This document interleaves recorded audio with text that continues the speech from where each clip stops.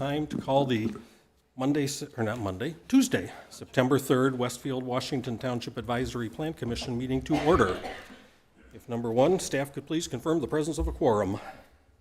Mr. Bunkefist? Mr. Horke? Here. Mr. Kahn? Here. Dr. Keene? Here. Ms. Carlson? Here. Mr. McCarty? Here. Mr. Mooney? Mr. Neal? Present. And Mr. Woodard? Here. We have quorum. Thank you. There was a late email from Billy Bunkefist that he was unable to make it after having responded that he would be here, so he will not be joining us tonight. There are no changes to the agendas. We're going to proceed as published, taking us now to approval of the minutes of our August 19th, 2024 meeting.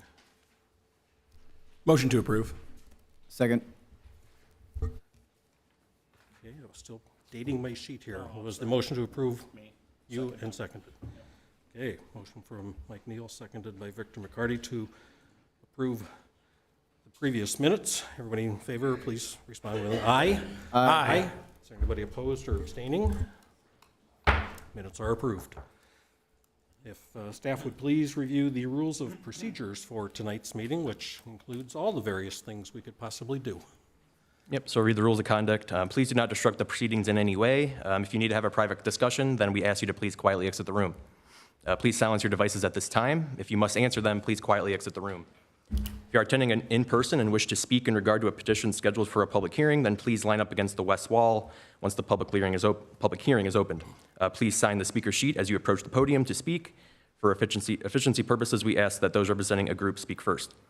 During your comments, please state the name and address into the microphone for the record, and we ask that you not repeat previously stated comments. Your presentation will be timed, and you will be advised when there are approximately 30 seconds remaining. If you are not attending in person, comments regarding a petition, they should be emailed to planners@westfield.in.gov with the petition name or number included in the subject line. Those comments will be forwarded to the Plan Commission members and the petitioner.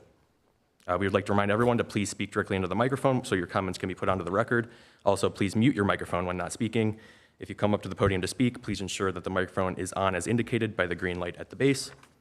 For general rules of procedure for public hearing items tonight, the department will summarize the petition. Then the petitioner will be given up to 15 minutes to present to the Plan Commission. The president will open a public hearing. Individuals will be given 3 minutes to speak. Those representing a group will be given 5 minutes to speak. Only one member of a group will be given 5 minutes to speak. For efficiency purposes, we ask that those representing a group speak first. The public hearing will be closed when all interested members of the audience have had a chance to be heard and all emails received during the meeting have been provided to commission members. The petitioner will then be given 10 minutes to respond to comments without interruption. The commission will then follow up with any comments, questions, or concerns regarding the petition. This may include additional discussion with the petitioner. For procedures for item of business items tonight, the department will summarize the petition and highlight any changes or modifications since the item was last before the Plan Commission. The department will also describe what action, if necessary, is necessary to be taken. The petitioner will be given up to 15 minutes to present any changes, and the commission will then act upon the petition. Those are the rules of procedure. Thank you. Item next is our consent agenda. We have one item on it. Is there a motion regarding the consent agenda? I move to approve the consent agenda. We have a motion from Mark Keene. And who did the second come from? Mr. Woodard. Staff will please call the roll. We have a motion to and second to approve the consent agenda. I'm sorry, who forwarded? Thank you. All right, Mr. Bunkefist, who's not here. Mr. Horke? Yes. Mr. Kahn? Yes. Dr. Keene? Yes. Ms. Carlson? Yes. Mr. McCarty? Yes. Mr. Mooney? Mr. Neal? Yes. And Mr. Woodard? Yes. Consent agenda passes. Perfect. Thank you. We have two items of business tonight, the first of which being the iBeach at Grand Park Planned Unit Development PUD Amendment. Petition is 2405-PUD-12. If staff can please provide an intro, and then we'll hear any remarks the petitioner might have for us. Yep, thank you, President, members of the Plan Commission. For the record, Ryan Collingwood with the Community Development Department. The item presented before you is the iBeach 31 at Grand Park PUD Amendment 1 proposal. The proposal is for approximately 4.15 cumulative acres at the northeast corner of East 181st Street and Grand Park Boulevard. The iBeach Amendment proposal outlines incorporating additional real estate into the existing iBeach development. The already existing development encompasses about 3 acres, where the proposed real estate addition encompasses approximately 1.15 acres, located between Grand Park Boulevard and the existing iBeach site. This item was last before you for a workshop discussion on August 19th. Since the workshop meeting, the petitioner has incorporated the landscape plan presented at the workshop meeting into the PUD ordinance itself as the updated concept plan. In addition, the petitioner has agreed on a date in which the temporary parking area must be paved, and which will be 1 year from today or the issuance of the certificate of occupancy. And finally, the minimum percentage of landscaping standard incorporated within the original iBeach ordinance has been since removed. This is because the proposed amendment is obtaining Grand Park Boulevard frontage and now has 2 frontages, which was not contemplated within the original iBeach ordinance. This item is in front of you for the APC for its recommendation to the City Council tonight. I believe Eric Douthit of Churchill and Antrim is here tonight. He is available to answer any questions, as am I, if you have any for staff. Thank you. Thank you. Mr. Douthit, please come forward and proceed, and also let the record show that Mr. Mooney joined us at 7:05.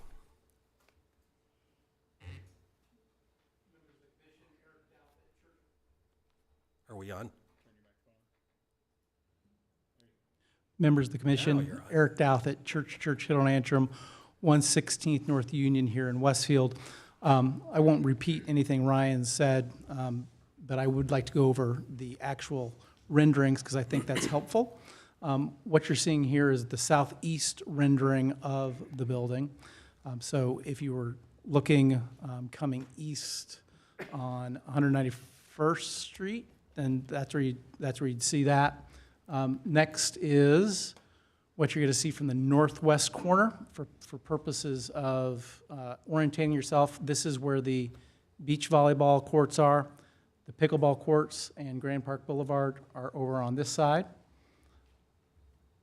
This is the northwest corner. So pickleball courts will be here with the sand volleyball courts here. 4 indoor volleyball courts within the facility itself. So if you're driving south on Grand Park Boulevard, this would be the corner that you would see. This is the southwest corner. So as you're driving north on Grand Park Boulevard, to some extent, this is, you'd see there's going to be landscaping and parking lot in front of this, but this is what the building itself is going to look like. This is the east facing, so this won't be facing anything except our neighbor. North facing, this is facing the very north of the property. And this is the south facing facade of the building. This is an amendment of an existing PUD, so it incorporates in the existing PUD except as otherwise modified. It's important to note that this is substantial compliance with regards to the renderings that you see here. So what you see is what you're going to get with regards to being built within the discretion of staff as we're moving forward. Some of the questions that we had, I think we've addressed all the questions that were had with regards to the workshop, with regards to materials. Those are available within the public record, so you can see what we've got here today and what we're intending to incorporate. I do have with me here today the partners in iBeach, so if you have any other specific questions about what we've presented to you today, here today, we're happy to answer those. Otherwise, I'll be available for any other questions you may have. Okay, thank you. This has been in front of us before. It is here tonight for a recommendation to council, assuming we are inclined to make one, which I hope we are. Are there questions or comments from any of the Plan Commission members for staff or the petitioners team?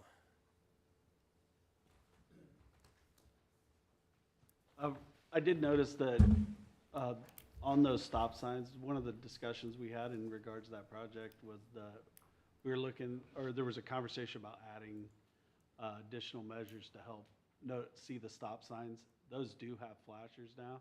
I don't know if that was a result of our conversation, but I was really happy to see that. Move your microphone down. Sorry. On that topic, I did forward all the comments of concern that got brought up during workshop and through the process to Public Works, so quite possibly. Good job. Thank you. We're not the stop sign people, but it's always great when we can overachieve. I have nothing further. Are there any other commissioners that have questions or comments of any sort? If not, we are looking for a recommendation to council on this. Is there a motion regarding a recommendation? Make a motion to send a favorable recommendation of iBeach 31 at Graham Park to council. Motion from Victor McCarty. Do we have a second? I second. Is that Omar? Okay, motion and a second for a favorable recommendation. If staff would please call the roll. Mr. Khan, Yes. Dr. Keen, Yes. Ms. Carlson, Yes. Mr. McCarty, Yes. Mr. Mooney, Yes. Mr. Neal, Yes. Mr. Woodard, Yes. and Mr. Horkay. Yes. You're approved. Happy to have you. Go out there and start building. Moving on, item next in our items of business is the Courtyards of Cielo Ranch Planned Unit Development, PUD. Petition is 2407-PUD-16. It is also in front of us for a recommendation to council. If Lauren or staff can please preface this for us, and then we'll hear from the petitioners team with any remarks they may have for us. Excellent. Good evening, members of the Plan Commission. For the record, Lauren Gillingham with the Community Development Department. As Mr. Horkay mentioned, the item before you tonight is the recommendation for the proposed Courtyards of Cielo Ranch, PUD. The petition proposes to rezone Cielo Ranch, a 36-acre equestrian facility for the development of an 80-lot, low-maintenance, age-restricted community. I know that in previous meetings, we've discussed whether it was going to be age-restricted or age-targeted, how we would kind of verify and confirm that was happening. The applicant is planning on bringing forward a commitment to the council requiring age restricting. Not before you guys tonight, but will be provided to the council. The site is located east of the intersection of 161st and Oak Street, right across from Viking Meadows, and connected to Ridgewood via that stub street.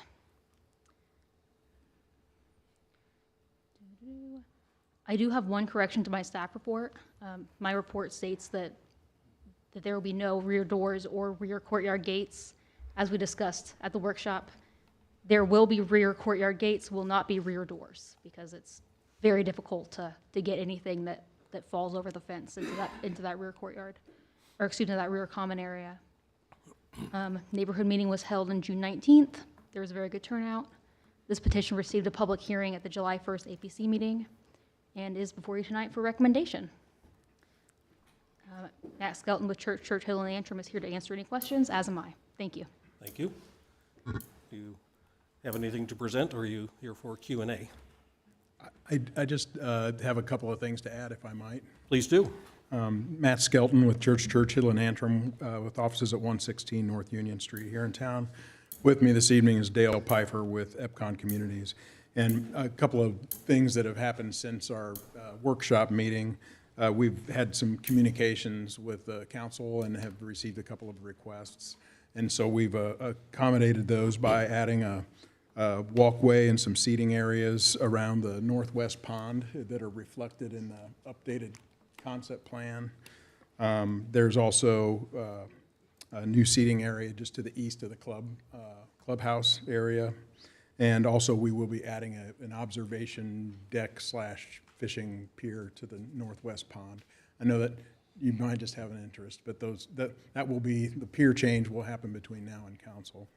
Other than that, I think I just mentioned there are a couple new exhibits in the PUD that specifically illustrate the treatments that we plan to use to terminate the roadside path on the west side of our frontage for our neighbor to the west, and our neighbor to the east at the end of the stub street. There's an exhibit incorporated that shows how we will be treating that with fencing and landscaping as well. So with that, it concludes my remarks. If you have any questions, I'm happy to respond. Very good, thank you. Fellow commissioners, do we have questions or comments for staff or the petitioner? I actually do have one question. Sure. In chapter 13 of the UDO, it talks about what is and isn't allowed. Sorry. In chapter 13, it says that hospice is not allowed. I assume this is only hospice as a business, but not hospice in the home. No. Well, I don't Well, understand. it says it doesn't allow hospice. I suspect a hospice is more of an institutional type of Okay. use. Yeah. Thank you. Yep. I just wanted to thank you. Just as a comment, my biggest concern was those west units with those gates and having some sort of in and out for emergency purposes. And so I appreciate you making that accommodation. Yep. We're happy with that too. Our neighbors let us know about it. Our occupants let us know about it. The importance of the age restriction can't be understated. So it's something that we need to make certain, either as a part of our motion to send a recommendation or in some manner just have a comfortable assurance that when this is in front of council, that something that is able to be enforced in whatever manner is appropriate actually does require the 55 legal, language that allows the restriction in whatever manner it is that federal housing So allows. we've submitted a form to be used, and Beth has reviewed it. And I believe Caitlin, the city's in-house, she has it, and she's planning to work with Beth. And I suspect this gets addressed in short order, and I discussed it with Mayor Willis this morning, too. All right, there's one less day between now and the council meeting than typical because of yesterday being Labor Day. But that was something that we've talked about in every meeting, and it's of high interest to everybody that it be age restricted. So we just need to make sure that vehicle is in place by the time it gets approved and that it's known that it's part of our expectation. Do you have something else, Mr. Neal? I was going to make a motion. Oh, okay. If there's no other questions, comments, or concerns, we are ready for a motion that Mr. Neal is anxious to make. Only because I'll add the stipulation. Mr. President, I move to send a favorable recommendation on 2407 PUD 16 with the stipulation that the age restriction documentation is added to the council presentation. Second. We'll give the second to Mark Keene. Motion by Mike Neal to send a favorable recommendation with one stipulation regarding what is presented at council. If staff could now please go ahead and call the roll. Mr. Khan, Yes. Dr. Keene, Yes. Ms. Carlson, Yes. Mr. McCarty, Yes. Mr. Mooney, Yes. Mr. Neal, Yes. Mr. Woodard, and Mr. Horkay. Yes, Passes 8-0, or favorable. this also is approved. Excellent. That completes the items of business that are in front of us. We now have 4 public hearing items, first of which is Clayborn Farms, also known as Kimblewick, Phase 3 PUD. Petition is 2409-PUD-20. We can have a staff intro and then hear from the petitioners team, please. Thank you, President, and good evening, members of the APC. For the record, Ryan Collingwood with the Community Development Department. The item presented before you this evening is the public hearing for the Clayborn Farms Kimblewick Phase 3 Plan Unit Development District. This rezone request is to establish the zoning for an extension of the existing Kimblewick residential community. The subject real estate is about 108 acres in size and is generally located north of and adjacent to 151st Street and east of Shelbourne Road. The residential development is proposing as many as 225 homes within 2 distinct areas, Area A and Area B, as identified within the area map exhibit. Area A will have age restriction regulations similar to the existing Kimblewick community, while Area B will not designate age restriction regulations. This petition had its council first reading on April 26th and is holding a public hearing at tonight's APC meeting. The item will come back for a workshop discussion with the Plan Commission in October after intaking all feedback tonight. The petitioner also held 2 total neighborhood meetings with Kimblewick residents and the surrounding property owners. Summaries of those meetings can be viewed within Exhibit 10 and 11, respectively. There have been many comments that have come in through the general public since the petition submittal, and a compilation of all public comments can be seen within Exhibit 11. The petitioner and their representative are here tonight. They are available to answer any questions, as am I if there are any for staff. Thank you. Thank you. Petitioner, Mr. Nabashowitz.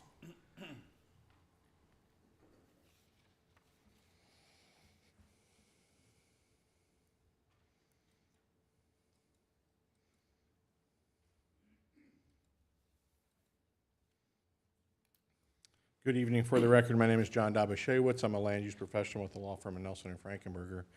We represent the petitioner, Pulte Homes of Indiana. Present tonight on behalf of the petitioner is Rex Ramage and Dave Compton with Pulte. As noted, the matter before you this evening is a public hearing for the Kimblewick Phase 3 PUD. As noted, the original Kimblewick, the Clayborn Farms District, as originally named, was adopted by the City Council in November 2019 and amended further earlier this year. This current proposal is to extend and continue the existing Kimblewick residential community on the subject real estate and provide a large lot area of homes, roughly 20, not age restricted, with access from Shelbourne Road.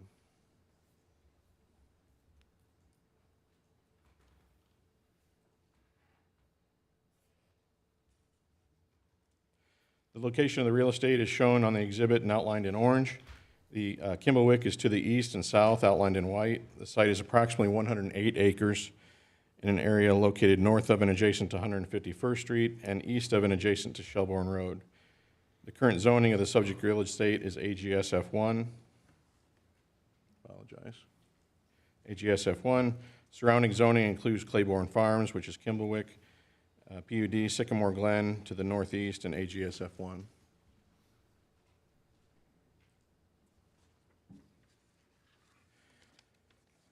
The site is positioned north of and adjacent to 151st Street and east of, in part, adjacent to Shelbourne Road. There's an area here that is adjacent to Shelbourne, and we're north of and adjacent to 151st. Again, the area outlined in white is the existing Kimblewick development along our east perimeter and south perimeter. The site is wooded in character with trees planted in the early 1990s. It's our understanding that these trees were planted at that time with the intent of harvesting them when they reached maturity. As a point of note, under the existing zoning, removal of all the trees is permitted by right. There isn't a proposal to remove those trees, but just wanted to establish for context in the discussion that when they were planted, the original intent and what's permitted by right under the existing ordinance. As noted, adjacent subdivisions include Kimblewick and Sycamore Farms. Individual larger residential lots exist along both 151st Street and Shelbourne Road to our west. Those lots being these along 151st and numerous lots along Shelbourne Road. Some of these lots were also planted with trees in the early 90s as part of larger parcels that were subject to the tree plantings that occurred subject to and adjacent to the 108 acres that's being considered this evening, but those are not included in the proposal. The original Kimblewick is outlined in white, consisting of 490 lots on 245 acres. Phase 2, which is shown at the northeast corner, included 44 lots. The proposed Phase 3 includes approximately 222 lots on 108 acres, again, approximately 200 in Area B, which is the age-restricted area, and 20 lots closer to Shelbourne Road that will not be age-restricted. The proposed lots will be subject to the same covenants and restrictions applicable to the existing Kimblewick lots. Those lots in Area B, I'll show you those in a minute. Further, Kimblewick as an age-restricted residential neighborhood regulated under the HOPA provisions of the law contribute no additional school children to Westfield, Washington schools, but pay all of the same applicable property taxes, including referendum assessments. Access to the community, this is the existing proposed concept plan. Access to the community will be from 151st Street for the majority of the homes, those in Area A, which is the age-restricted area, and the 20 lots that are adjacent to Shelbourne will be accessed at that location and not connect to the existing Area A homes. This is Area B in orange. This is also Area B. The one larger parcel adjacent to 151st Street is approximately 4.5 acres and is subject to the Area B requirements. It'll have its own individual driveway access out onto 151st Street. Connectivity via pedestrian amenities is being evaluated and will consist of at least one connection to the trail network, which exists today within the current Kimblewick sections. The extension of the pedestrian path along 151st Street, that north side connection that exists today, are also under consideration. Planned open space is significant. A minimum of 25% is currently required under the PUD, where the UDO prescribes a minimum of 8 to 12% based on the underlying zoning. The underlying zoning for the 20 lots is SF2, SF4 is the underlying zoning. So we're at a minimum twice the level of open space that would otherwise be required for development under the UDO. As well as that, enhanced tree preservation and buffers have been concentrated along the perimeter of the site, as shown to provide a transition to adjacent single-family properties as well as Kimblewick. The UDO would require no buffer to the lots that are existing adjacent to Kimblewick. So because those are developed under the same standards, those lots in Kimblewick and those lots on the subject real estate, no buffer would be required between those, but as proposed, there's a 50-foot tree preservation area and approximately an 80-foot setback to the closest homes off the east property line as a transition there along that particular frontage. Tree preservation is a primary component of the planned open space. Existing trees along the site perimeter include a 50-foot area. UDO standards would require a maximum 30-foot of buffer area in many instances and would prohibit the preservation of the existing trees. Let me go into that in real briefly. Under the existing UDO, there are provisions for a type C buffer yard, type B buffer yard. That type B buffer yard would require mounding of 4 feet in height along 60% of a site frontage. So rather than follow that UDO standard, which is the standard in your ordinance, the petitioner would propose to rather provide 50 feet of tree preservation as well as 80 foot of building setback, where 30 foot of preservation area would be required, where we'd have to take down 60% of the trees to put in a mound and provide new plantings. So again, a 50-foot buffer is an enhancement. No mounding is an enhancement. Preserving existing trees is an enhancement. Additional landscaping in the form of street frontage plantings along 151st and Shelbourne, street trees, lot landscaping, and open space plantings will also be required in addition to the specific tree preservation areas as indicated on the concept plan. Stormwater ponds are also used to enhance the distance between homes to our west.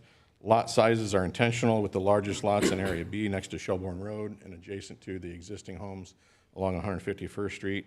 Area A, as it's designated, is that area with the 3 colored lot styles. That area is the area that would be an expansion to the existing age-restricted area. Area B, the larger lots here, closer to Shelbourne Road, and the one larger lot shown here in the same color of orange, are intended to provide a transition, and in particular in this area along here, the lot density is 1 home per acre, about 20 homes on 21 acres in this area here, 1 home per acre in that space along Shelbourne Road.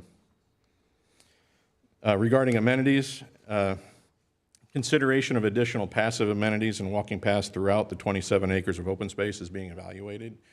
We received several comments both in writing and at our neighborhood meetings regarding amenities. The use of existing Kimblewick amenities and the obligation to pay for and maintain those amenities throughout Kimblewick will be the obligation of all Area A lots as it is today for existing Kimblewick residents.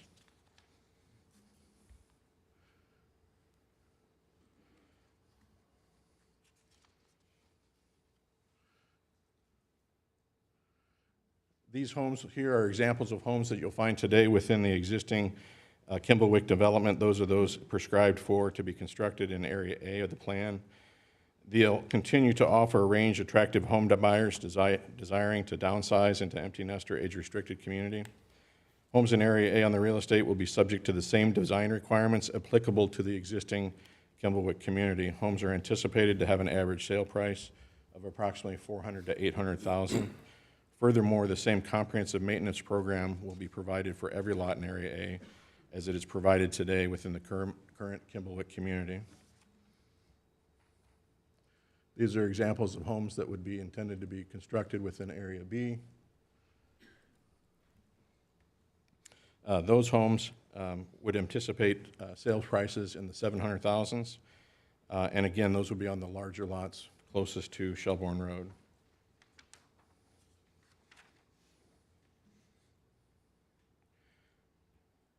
These are a couple of photographs of the existing perimeter street frontage landscaping that exists along Town Road today.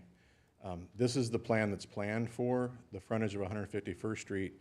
That was what was filed. That's what we're presenting this evening. However, in regard to that, at the 2 neighborhood meetings, Pulte received comments from neighbors to the south, on the south side of 151st Street that are in Kimblewick, that they would perhaps consider doing tree preservation, as we just described along the perimeter there, rather than taking out the existing trees, adding the mound, and doing the more formal planting pattern that you see here. So Pulte's taking that into consideration along with all other comments, and they're likely to come back and ask for the Plans Commission's consideration of, rather than implementing this format, to implement a format that included the 4-board fence along the perimeter, but beyond that, tree preservation at a depth of 50 feet, similar to along the other perimeters as proposed.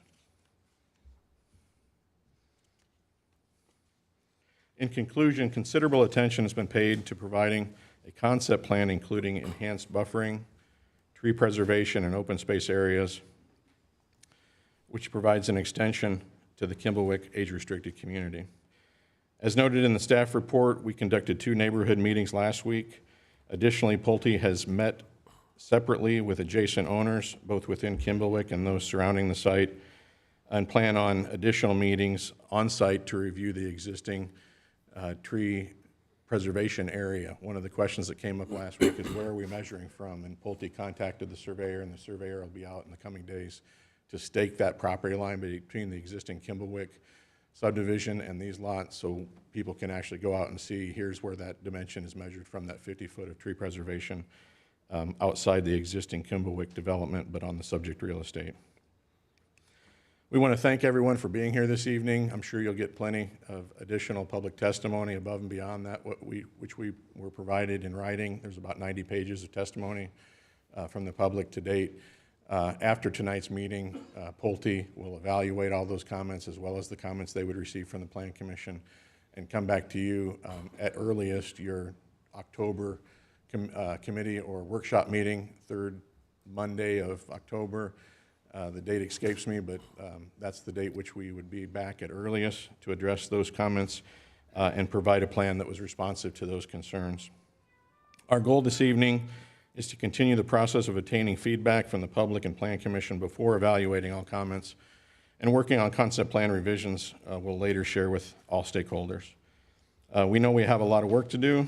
Specific topic areas include tree preservation and buffers, as well as amenities and site density. We appreciate your time tonight, and we'll remain to address any questions the Commission may have now at the conclusion of your public hearing. I want to thank you for your time this evening. Thank you. As indicated, this is in front of us for a public hearing. Among other topics of conversation we may or may not get into, we will go ahead and move into the public hearing first. Public hearing I will open at 7:33 p.m. I suspect there's some people in the house that may want to share thoughts, but you're welcome to listen as well. If there is anybody attending virtually, if you haven't already, and you want to share a comment for the public hearing, you can email planners@westfield.in.gov, and those will be forwarded to Plan Commission members as they might be received.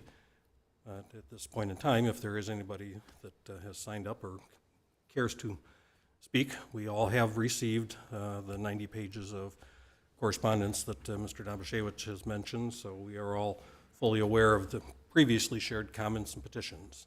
But as Mr. Collingwood indicated at the beginning of the meeting, we can line up on the side for comments if there are people that would like to speak with us now.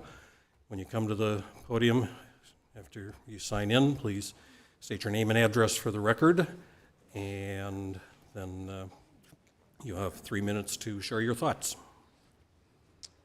So we go down the list. If you've got a list already, we can go ahead and call in order, or they can go in the order they're lined up, and you can figure out how to check them off. All right. We'll just go from lineup order. Okay.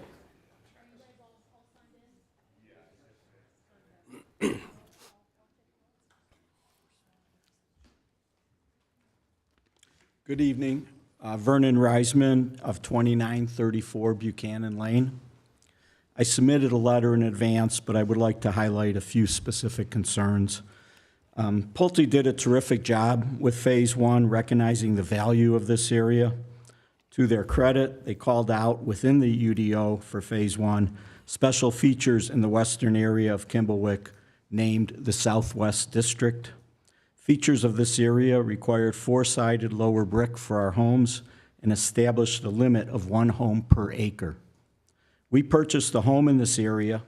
We paid a hefty 6-figure lot premium for the opportunity to enjoy the scenic view of the butterfly garden, the fishing pond, and an uninterrupted view of a tree line more than a quarter mile from north to south. I thank Pulte for this opportunity and want to reinforce the point that Pulte can and should take the same pride in preserving and enhancing the Phase 3 area without disturbing the views Phase 1 property owners were promised. Unfortunately, Pulte has chosen to present a very different plan, showing 202 lots on approximately 83 acres, or 2.5 homes per acre, speaking specifically of Area A. They've removed virtually all trees except for a 50-foot 3-sided perimeter.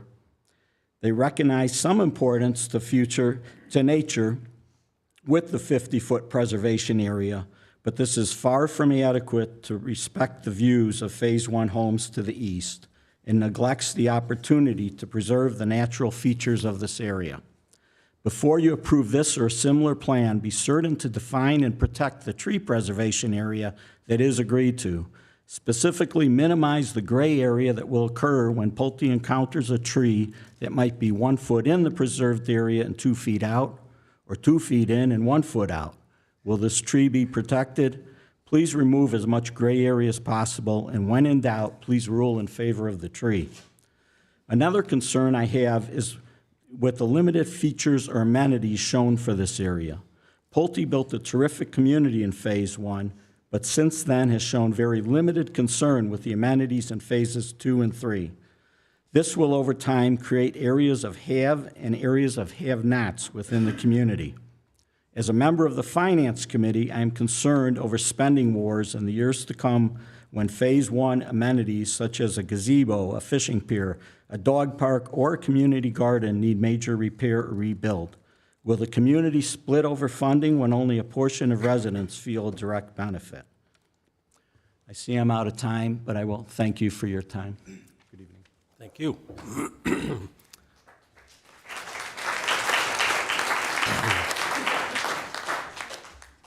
Please proceed. Hello, my name is Jeremy Callahan. My wife and 2 kids live at 2829 West 159th Street. My property, my 6 acres, backs up the northeast corner there. I already share a corner with Kimblewick, and I share my entire eastern border with Sycamore Glen. And now you're going to put this behind me. My wife and I moved to Westfield from Carmel 20 years ago, and we got married. 6 years ago, we bought our property here, the 6 acres here, with the intention of building our dream home and raising our kids in a nice country setting. That got moved up because I was the farmer down here I was the farmer that had the urban farm here. You guys kicked me out of that. That's why we jump-started the 6 acres. We purchased these 6 acres, hoping we'd be protected from this. Since we've owned the 6 acres, there's been nothing but these letters. 4 of them in the last 6 years, and that's just the ones touching my property, not the ones around me. I don't even know how many developments are around me right now. And that little green square right there in section B, guaranteed that is left there because they're gonna take that street and go up north because the property to my west is open. There's probably 50 acres there, combined in 2 parcels. They're going to go north, so here we are going to go again. It's never going to stop. We picked this part of Westfield. We love Westfield. We wanted to raise our kids here. We didn't want it to be like Carmel. We picked our spot because we thought we were going to be protected by the zoning from this board. Nothing but trouble. I mean, it's just keeps getting shoved down our throats, and there's nothing we can do about it. Tired of it. We're getting fed up with it. And the roads, I mean, what are you guys going to do with Illegal Creek? I know you guys received a hell of a lot of people talking about that. That's only going to exacerbate the issue. Shelbourne, there's no way. Do you guys live near Shelbourne or have any drive over there? 45-mile-an-hour road, and it's narrow. with extra cars, 300 new whatever, someone's gonna get killed. And make another point that people are gonna talk about the nature and the wildlife, that's great. But what I'm saying is once you cut down all those trees, all that wildlife's gonna go somewhere. They cleaned me out 2 years in a row of crops. The constant dust from Sycamore Glen covered my crops for 2 years. I'm tired of all the development. And one last thing, I don't notice 2 entrances to each of these. There needs to be 2, correct? Is that not the law? Because when Pulte did this with Viking, that was their argument to build next to me on Apollo Parkway.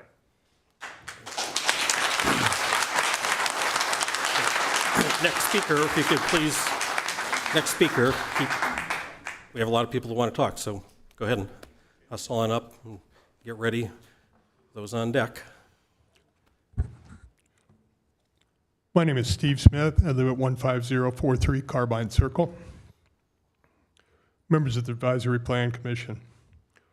We live in Kimblewick at 15043 Carbine Circle and are directly impacted by the proposed addition to Kimblewick. We purchased our home in August of 2023. We love living in Westfield and Kimblewick. As was noted by a council member in the most recent city council meeting, you must go beyond the front of the lot to appreciate the quality of life and the beauty of the Kimblewick community. This is our second Del Webb Pulte community. We value the amenities of a Del Webb community and the sense of community such a neighborhood provides. We waited for a particular lot to become available, paid a premium for that lot to get that particular view. We've also invested substantially additionally to improve the outdoor living areas of our home. I'd invite each of you to drive through the community, especially to enjoy the present view of the mature trees on the 151st Street frontage. It's important to view these trees from south of 151st Street rather than just from the street. Especially recommend the view traveling northbound on Carbine Circle. This view is enjoyed today by at least 30 Kimblewick resident households, either as a direct view from their rear yard or as a view approaching their home as they drive up Carbine Circle. You'll also note trail networks, community gazebos, dog parks, large open spaces, which makes this community our home. We have 2 issues that we'd like to bring before your attention. First, the current concept plan calls for the removal of the existing forest area adjoining 151st Street, replacement with a berm and newly planted trees. While the transition of buffer methods and use along Town Road and the Phase 1 portion are appropriate for development of open land as they improve the view and buffer, in the case of mature trees, which are part of the southwest rural area already in place, provide a natural buffer. To destroy this natural buffer only to erect berms topped with newly planted trees and wooden fences would miss an opportunity for Westfield to capitalize on an existing resource. Secondly, in contrast to the language of the project narrative and the proposed PUD ordinance, the current concept plan illustrates significantly higher housing density in this addition relative to the existing Kimblewood neighborhoods. None of the amenities described in the narrative appear in the concept plan, which has only minimal green space, generally does not have the look and feel of a Del Webb community. This will create a significant number of voting HOA members who do not have the same quality of life due to higher housing density, isolation from the amenity center, and lack of outdoor amenities. As a result, they would not likely be supportive of spending for appropriate maintenance and improvements to the remainder of the community. If the HOA cannot get approval for such expenditures, our home values and Westfield tax revenues will both be negatively impacted. Sir, your time is up. Thank you. Thank you. Next speaker.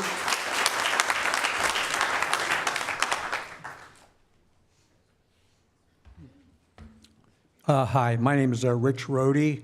I'm here on behalf of myself and my wife Denise. We live at 2974 Buchanan Lane. I'm not going to rehash all the issues because I think everybody pretty much knows all the issues. We're talking tree preservation, density, and amenities. And Pulte is in front of you for a variance to the existing unified development ordinance. And, you know, it used to be you went and asked for a variance for, you know, tinker with some things, you know, to get things squared away so your project fits, you know, well, better than it did before. But what Pulte is proposing here is almost like taking a sledgehammer to the laws. I mean, there are laws that talk about tree preservation and density, and these amendments to this ordinance that they want to implement are so draconian that it's almost as if the law doesn't exist. It's like, we're going to do this, let's get this approved. You, along with council, are the stewards of the laws, and we're just asking that you keep those laws in mind as you evaluate all these things. As a practical matter, this project can be done, and we're not against the project, and it can benefit everybody if everybody's kind of thoughtful about it. I would like to talk about one more thing, and that's the comprehensive plan. Now, I realize the comprehensive plan does not have any force and effect as a law, but what it is the conscience and the values of Westfield Township and the city of Westfield as to how they want to live, where they want to live, and what they want the community to look like.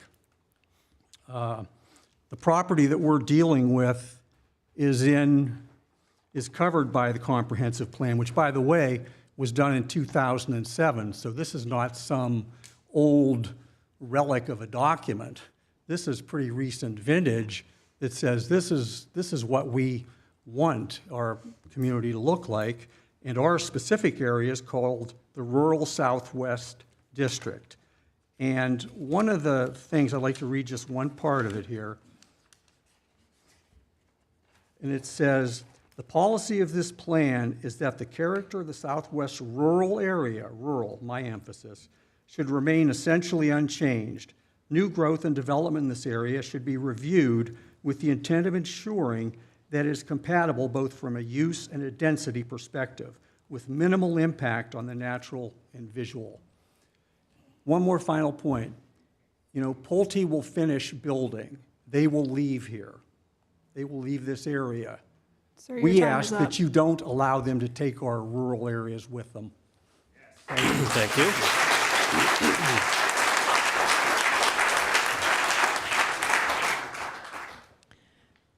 Hi, my name is Joyce Kleiman. I'm at 2692 Old Rosebud Lane.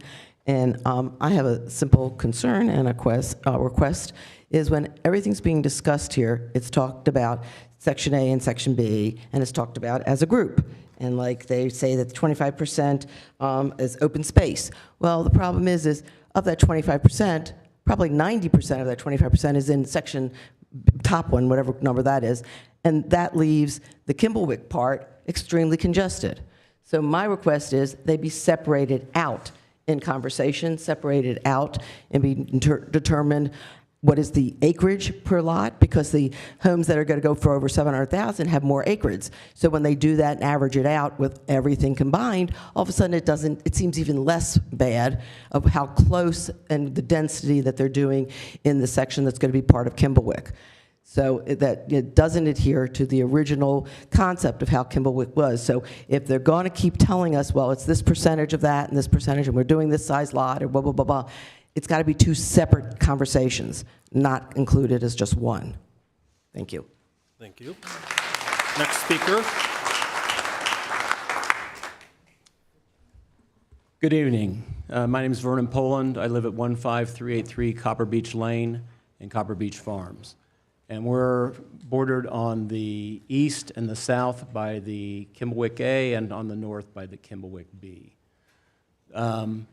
My point is, and some of it's already been made, relative to the master plan or the comprehensive plan that was originally put in place. This was done by a large portion of city officials and citizens of Westfield.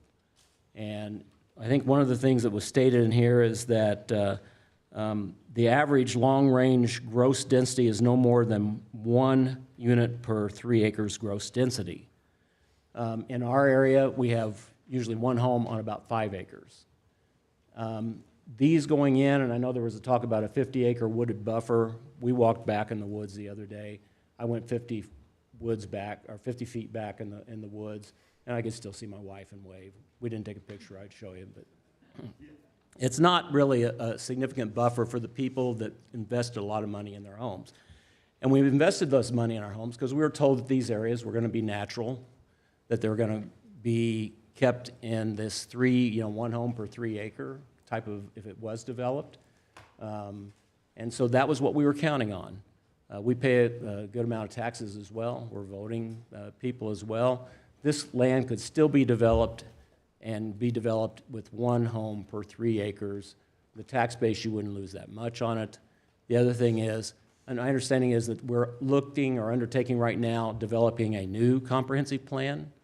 That new comprehensive plan is being developed and should be done in a year and a half, maybe late 2025, early 2026. Why are we rushing this through when we don't know what the citizens want as far as the development of this area? As somebody else said, the traffic load on 151st Street and Shelburne is going to be dramatic, and there are people that, riding bikes, walking their dogs. It is a narrow road. 45 mile an hour is too fast on that road, I think, but we need to have serious consideration given to what is the purpose of the plan. Are you guys standing behind that? Or are we going to let somebody come in and run ripshod over us with a development that supposedly will develop more taxes for our people? We support having the taxes, we support having people moving in and the development, but it should be responsible. We feel like this, as it is right now, without giving any consideration to the comprehensive plan, is irresponsible. And we would ask you to turn this down. We oppose it. Thank you.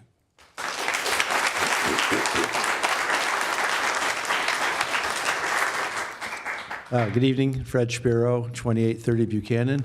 I'd like to speak briefly about, again, won't overhash the issues, but I want to about the amenities that relates to the effect on the current amenities at Kimblewick.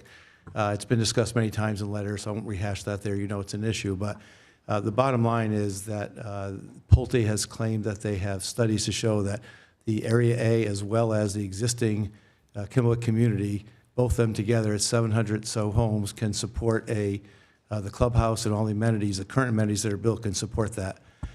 Most of the current Kimblewick residents disagree vehemently since we live it. We know we're in crowded situations at all time, and it doesn't take into account the current design of the facilities that we have. So comparing a national average to our particular one is not really appropriate. We have a lot of wasted space in our current meeting spaces. It's just not adequate for the current people we have. So I'm not up here trying to complain about things. It's some factual basis to back up what I think is a proposed couple solutions for everybody to think about, the council and Pulte. And one would be, since we're not going to really know until the end of the project who's right, we think we're right, they think they're right, we would suggest one of two things. One is to consider the Block 1 to be donated to the HOA. Block 1, by admission of Pulte, they have no intention of doing anything with that block except probably selling it. They just came along with it and they've got it, but they're going to be selling it.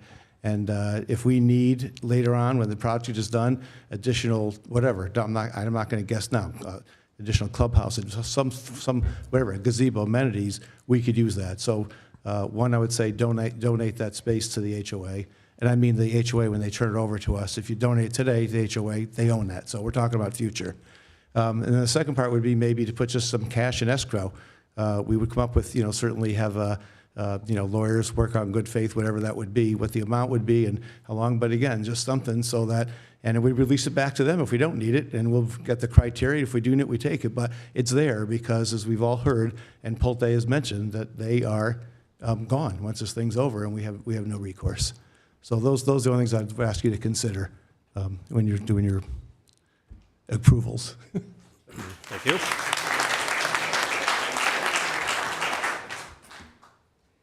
Good evening. My name's Roger Black. My wife and I live at 3434 West 151st Street, 2 lots over from the development that's getting ready to come up. We've been here for 30 years. We've lived at that place. Right after we got married, we looked 9 months, did not make a single offer on a property anywhere in the Indianapolis Loop. We saw our property the day it went on the market, made an offer that night, and it was accepted the next day.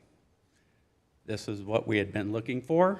You know, we were under the impression it was going to be everything around us 5 acres, more or less, you know, not this.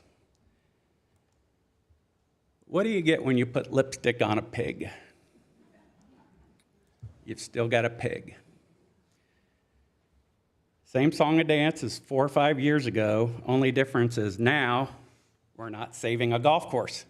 That's what we were told back then.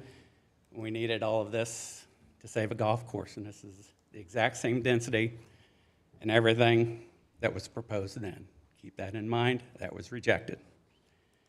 You're hearing dissatisfaction from both sides. People that have 3 to 5 acres, people that are in a subdivision. No one's happy about this. There was a lot of promises made, you know. Hearing Pulte was promising those with the view, you know, they were charging more and it would never be developed. Now, maybe it was just an overzealous salesman, but I have no doubt it happened. You know, I'm really concerned about that area that there's no plans for it. Something may go in there like a fire department or something like that. That would even further disrupt people's lives that are there. You know, and I hate to say it, we moved to Westfield specifically, and we didn't want to live in Carmel. Did we make a mistake by not letting Carmel annex us when we see things like this going on? You know, I sure hope, as you're going through, you abide by the intent for which this area was designated. Thank you for your time. Thank you.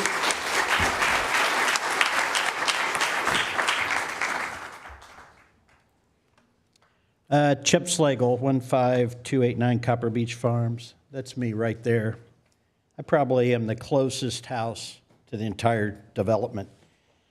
And if I had a vote, I mean, you know, I'm not for it. But I moved to Westfield 30 years ago. My business is in Westfield. I own 30 properties in Westfield. I used to have the land on Oak Ridge where the Crew Car Wash is. I own a lot of property in Eagletown. I am for development just in the right way. And I want to encourage that the homeowners, especially at Copper Beach, where we have 30 acres, 6 houses, stay in touch and keep the dialogue open to discuss the buffer and continue. Maybe the 50-foot buffer is nothing, but that's my main concern, is I want to make sure the dialogue is open between the developers and the people that live right there as the discussions go further. Thank you. Thank you.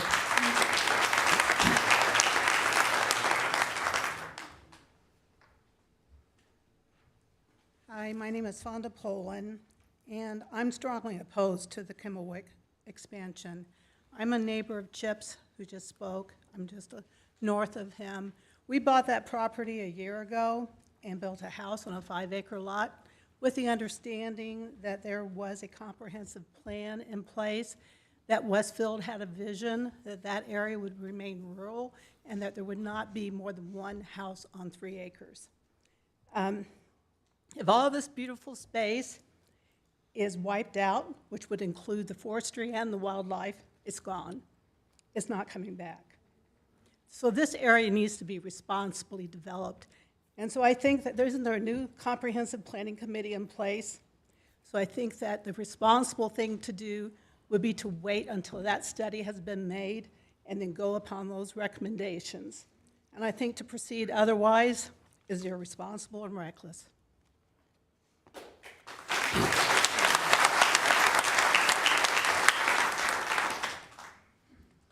Good evening. I'm Bill Koss, 15420 Copper Beach Lane. In 1987, I bought land out here and raised my family. 5 kids, all went to Westfield. Bought 200 acres. I owned all of this land here that we're talking about right now.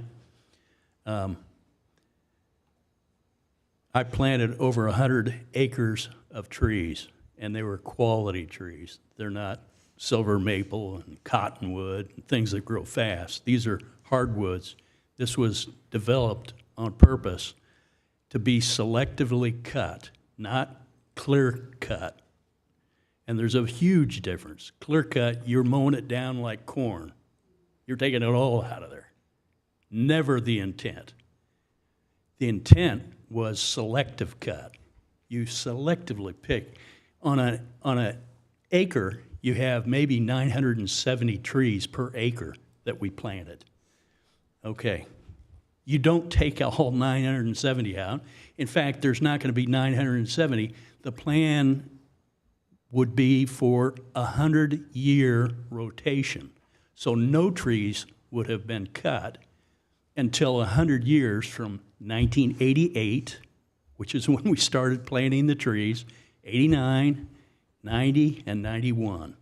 That's the 4 years that we took to plant over 100,000 trees. So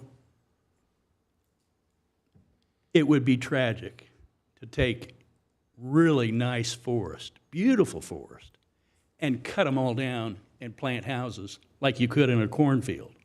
You can always plant little trees and stuff like that, but it takes, 35 years to get to where we are right now, at least, and they're just now getting to a decent size. So the plan would have been to cull out the bad trees, trees that are deformed, trees that are not ever going to make it. And then half of the trees were planted were white pine. Those were the nurse trees.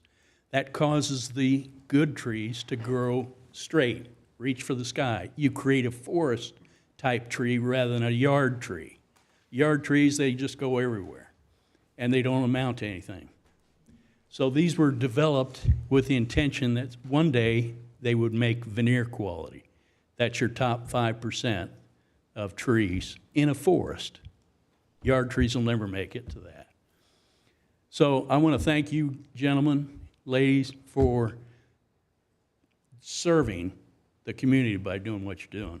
I hope that you will stick with the comprehensive plan for one house per 3 acres. We've proven Sir, your in time Copper is up. Beach that we can do it.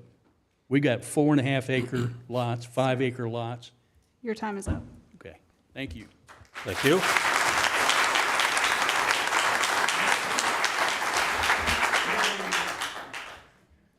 Hi, I'm Richard Passman, and I live at 3510 West 151st Street.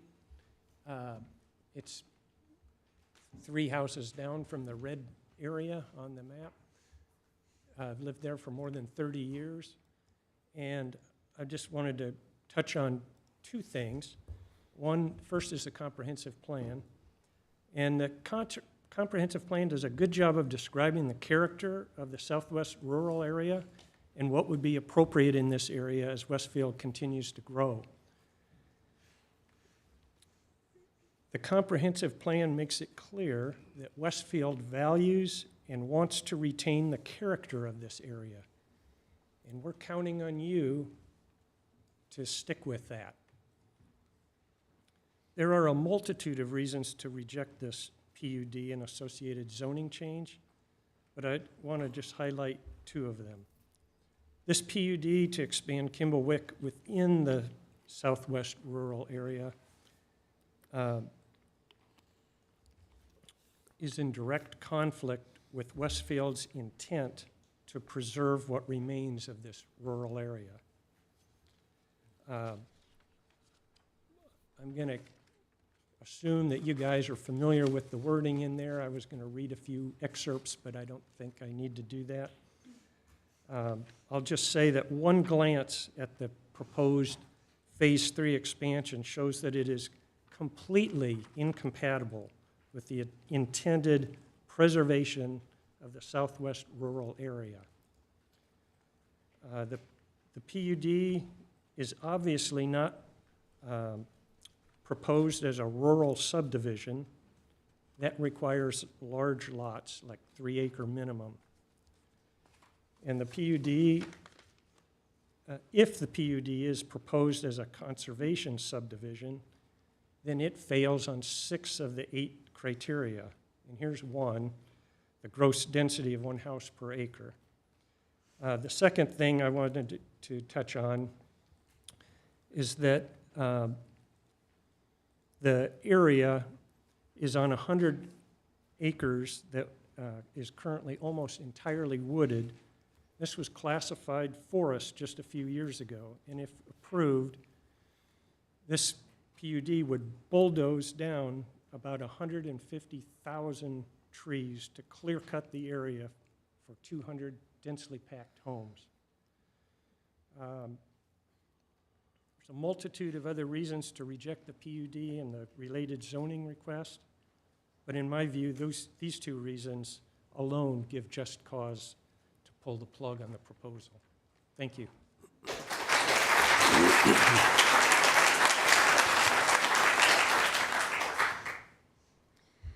I'm Kathleen Grotehouse, 2584 Ruffian Drive.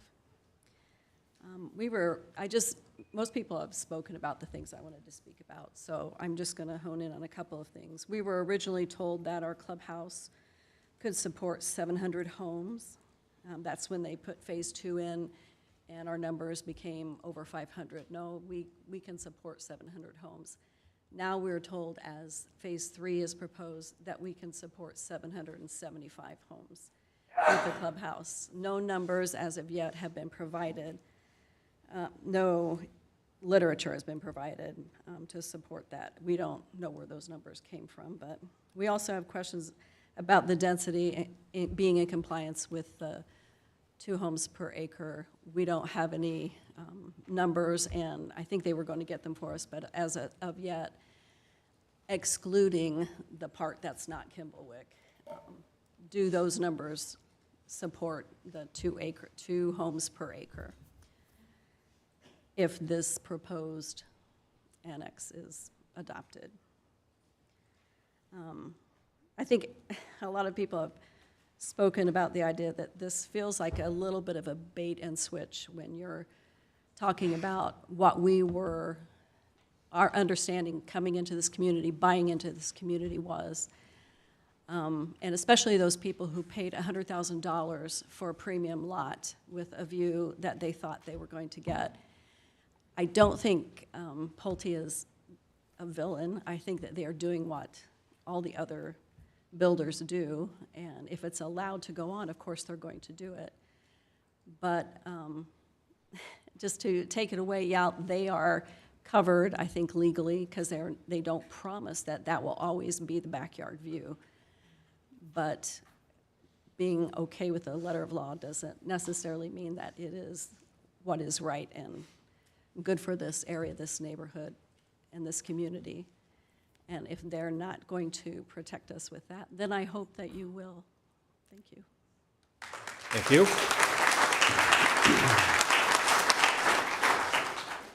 After this speaker, there's still 3 people in line.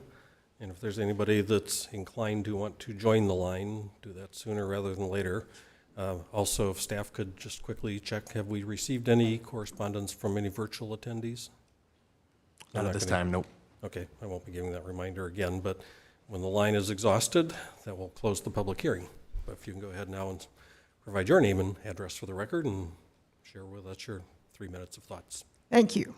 My name is Margaret Washburn. My husband, Ronald Washburn, and I live on the northwest edge of 151st and Shelbourne.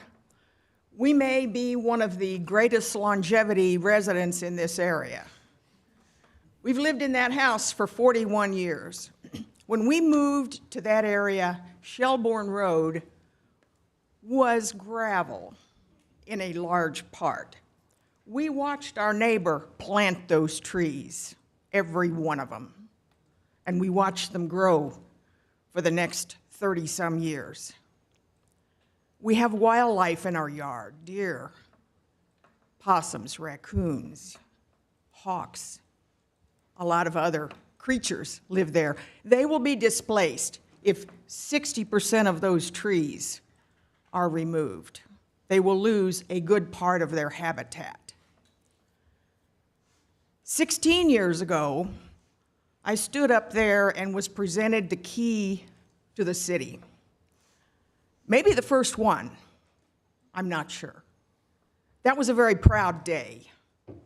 And on that day, I counted on all y'all to take care of this city. And I would do my part to take care of it. So here's my point. I believe there is a way to do some development, but maybe not this development.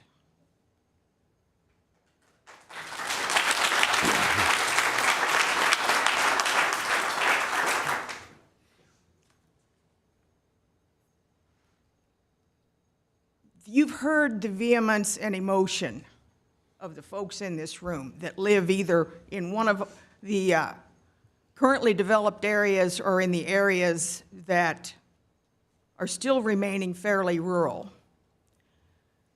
That should be a good sounding board for you to really think about what you're doing here. And think about, there really does have to be another way. And I challenge you to help us find that other way. I yield my remaining time. Thank you.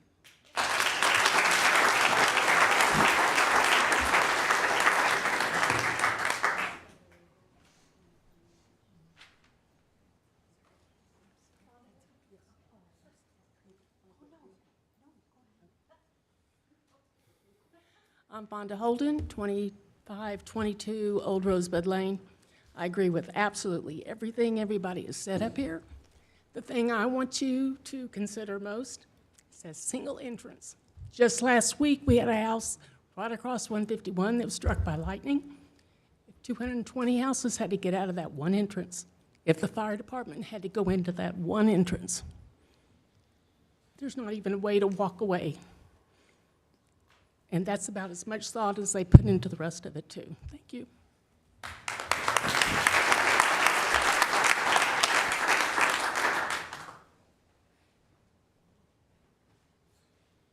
Hi, my name is Kristen Bergender, and my family lives at 15225 Shelbourne Road. I submitted a letter, and I'm just going to read from it. My husband and I began researching for property while living in Noblesville, and ultimately decided to purchase a little over 4 acres on 193rd Street. We built our dream home in 2015. We were aware of all the development in and around Westfield, but had not anticipated it to be right next door so soon. Osborne Trails was later built right across the street, along with all of the other housing and additional development you are aware of. And in search for, excuse me, better protection for a country feel, we purchased a home on Shelbourne, surrounded by trees and private property with a comprehensive plan in mind. Now we are being presented with the similar consideration of dense housing as a request for zoning changes by Pulte for a retirement community surrounding our property. I am a realtor and I'm all for Westfield's development. I am also an interior designer, so the growth is good for both of my business with focus in the Westfield area. But I urge you to consider the comprehensive plan in place, to stand by it, carefully considering its updates in order to responsibly grow Westfield. It is growing at such a fast pace, I have a hard time keeping up with it myself, and it is my job to do so. We still have acreage remaining on Shelbourne and adjacent that is heavily wooded, and it is very unique to the community. We happily welcome the idea of development that upholds a country feel by design of the comprehensive plan. The homes built on Copper Beach followed that plan, and our concern is that if one exception is made, it will create a domino effect that will continue around us very quickly. Our roads are not built for that kind of traffic. I see people walking and biking down our road every single day, and we do not have paths on a 45-mile-per-hour road that have many more cars driving up and down it. The Creek Bridge on Shelbourne can barely accommodate 2 vehicles passing each other. We walk the wooded area often, and it is absolutely stunning in the fall. The animal life we see is a gift to our kids. Westfield does not need this dense housing as a part of the comprehensive plan. Removal of such a beautiful and unique area to the town would be a tragic shame. We need to stand apart from our surrounding towns and offer opportunities for horses, farms, and rural communities. My husband drives to Fishers for work, and he absolutely despises it because of the traffic, and it's absolutely frustrating. As city officials approving development, you have an obligation to the people for strategic and smart growth that appeals to a variety of homeowners who love this town for a variety of reasons. Thank you.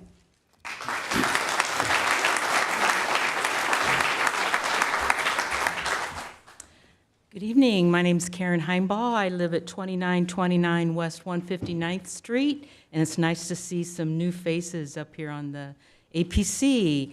Maybe we'll see some great changes. I bought my property in 2014 because of the comprehensive plan. My friend down the street told me about this, I learned was the Cruddy Farm, and I bought it for my retirement. After giving 35 years of service to this country, I bought this property, and now look what's happened all around me. I had no idea about the development that was going to go on. I have cows, I have chickens, guineas, dogs, and one time I had to wean my little calf from the cow, from her mother, and it was noisy for 3 days, and the people across the street in the new subdivision called the police. So my complaint is the density. Right before the most recent election of the council and the mayor, Susie Dubois, who many of you know, brought out one of the candidates, I'm not going to say who, and she wanted to show him what could happen out here. There's a market for 5-acre mini homes. I'm telling you, all in this area, there's a market for it. Listen to that, Pulte. So she brought this guy out, and you know what he said to me? He said, "Oh, I know, it's beautiful, you've done an incredible job, but it's all about the AV." And I said, "Well, I've got a little vehicle back here, is that what you're talking about?" No, he meant the assessed value. Doesn't matter about our lives and our livelihood and why we bought here, for the ruralness of this area. If you come down 159th Street, you're gonna see cars racing. Like somebody else said, someone's gonna get killed. And who's gonna be responsible for that? Because of the density around me is unimaginable right now. This is not acceptable. I bought it because of the comprehensive plan, and now whatever happened to that? Please, go back to that. That's what the citizens who lived here and have been paying taxes for a long time wanted and still want. So please, do the right thing. Thank you.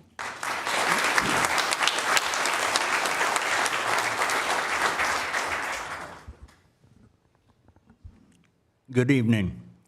My name is Chris Pappas.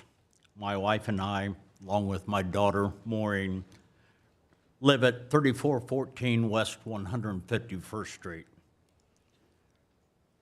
Our property is on the north side of 151st Street, directly adjacent to the west of the Phase 3 proposed development. We have lived on the farm property for 37 years. We raise quarter horses, show quarter horses, have miniature donkeys, goats, along with other species of animals throughout the year. In approximately early to mid-1989, the adjacent east property in question here was planted in hardwood trees, along with the property to the north of us. Eventually, the wooded property was registered with the U.S. Forestry Department. I'm not sure if it still is, but that was registered to preserve the hardwoods for future harvesting in generations to come, 3 to 4 generations.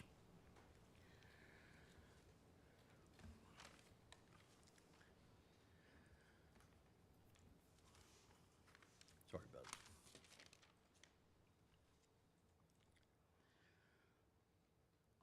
My wife and I strongly oppose the rezoning of Phase 3 development. We believe that there has been more than enough change of zoning in our area from Ag SF1 to the PUD development so far, thus diminishing the Ag SF1 culture and beauty that we're all accustomed to. It appears that no one really cares about the Ag SF1 properties and families that all have lived in the area for over 30-plus years.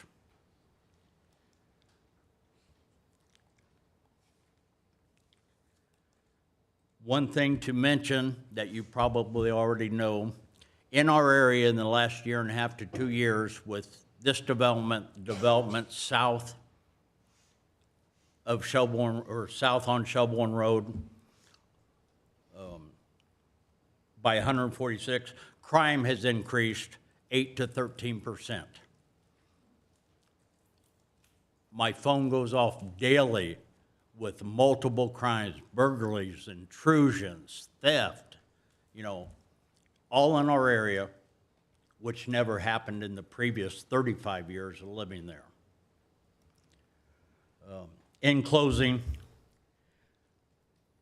one thing I should mention, we've already had complaints from the property Sir, your time directly is up. across southeast of us, the Phase 2 development. Sir, your time is up. Because, thank you very much. Hope you help us preserve and maintain. Next speaker, please. Come on. If you haven't signed up, take the moment right now to do so. And after 3 more speakers, we can close the public hearing.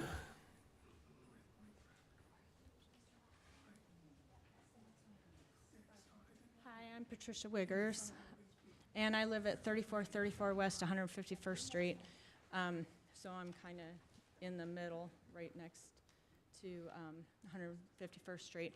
I submitted a letter, and I won't go through all of that, but the big thing is we have been there over 30 years too. Again, we looked at the comprehensive plan. I was so excited when we found our property. Like my husband said, we bid on it the day it went on the market, and it was only property we bid on. And you know, we've been there for over 30 years. I called my parents when we bought it, and it was like, I'm out in the country, and, you know, horse country, USA, you know, 5-acre minimum, it's never gonna change, that's in the comprehensive plan. Then it changed to 3 acres, and then they just keep coming up with these huge subdivisions that are just jam-packed, and then they wanna clear cut the forest. It's just really sad. Wildlife in our area, there's so many. I have deer with their fawns in my back part of my property that I see every day. There's hawks, there's owls. You know, they're gonna clear cut the homes of all these animals. I'm a veterinarian, so that's kind of important. You know, they don't care about the animals. They don't care about clear cutting and all these animals losing their habitats. There's nowhere for them to go. They say, oh, they're just gonna move along. They're gonna move into conflict with people in the subdivisions and everything. So there's just gonna be a lot of loss of animal habitat and life. And again, just keep this, we all moved here to be in this area that followed the comprehensive plan, that was rural, that we could have a high quality of life and enjoy nature and the animals that are there. And if they're gonna be cutting down trees, they really need to consult with DNR and preserve the habitat. The hawks, the owls, they're all protected. Those animals need to have their homes protected. So they may not be animals that are gonna go extinct or anything, but there needs to be some DNR involvement in this clear cutting of all this land, and it shouldn't happen anyway because it doesn't follow the comprehensive plan. Thank you. Thank you. My name's Jean Selm. I live at 2761 Ruffian Drive. I'm one of those suckers that believed Pulte when they said those trees were going to stay there. I moved from northwest Hamilton County, Ohio. Lived there for 70 years in a forest. In fact, we took up back pasture land of our farm and made it all trees. We moved, we bought that lot because my daughter said, "Mom, you'll see a forest just like you saw at your backyard." We moved here because of my husband's health issues. A year later, guess what? You're a sucker because you believed what Pulte's salesman told you. And Mr. Rampage was kind enough to say, "Well, we're giving you a 50-foot buffer." Well, I wouldn't know if he wants me to kiss his feet, because I feel if I paid that kind of money and was told that, that's bold-faced lies. So I appreciate you guys, because truthfully in 1976, our little community adopted zoning. And I was very instrumental in getting it passed because I saw what was happening to our community. And I was not a very popular person when it got passed. As it moved along, I became a little popular. So I know you've got a hard job, but what all these people said is true. You know, please think about, Pulte makes all these promises, but like they said, they're gone. And I realize they probably said, "Look, you're only getting less than $1,000 for that property, and we can give you all this tax money. And besides that, they're over 55, and they won't put any kids in your schools." I mean, that's lucrative. I understand that. But think about the people that have, especially the over 55 people that have invested in this community. We're told that it was going to stay small, and now we're being lied to and betrayed. Thank you. Thank you.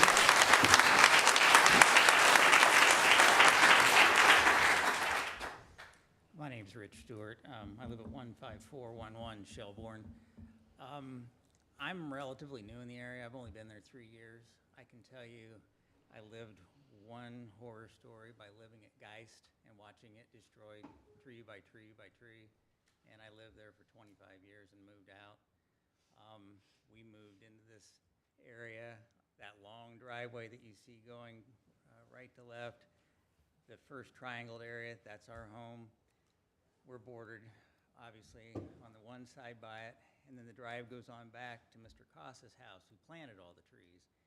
And if anyone could have used some good wood, it would have been Mr. Koss, who's building a new home back there as we speak by hand, cutting his own wood. All the trees that he had came from, if I'm not mistaken, a selective tree cutting process through the Purdue University. They were brought in by semis, so he didn't cut anything down. He hasn't done anything to do anything but help that property. If you ask all the neighbors, I mean, Chip that spoke, Chip lived over on Little Eagle Creek. He sold to Julie. Julie's still there. Chip moved into another house. He sold it to Kristen. Chip built another house right next to that. These people have been there either a long time or they've been in the same area for a long time and rebuilt because they love it.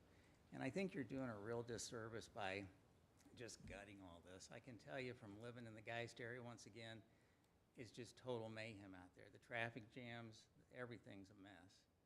I realize there's a lot of money involved, but in the long run, my 13-year-old daughter has been watching this, and she's just like, I can't believe we have horses, donkeys, you know, all kinds of animals, and she's like, there's no room for the animals anymore, Dad. I mean, we drive to a barn up in Sheridan, Indiana, just for her to ride the horses that she shows. This means a lot to a lot of these people. They've been here a lot of their life, if not all their life, their adult life.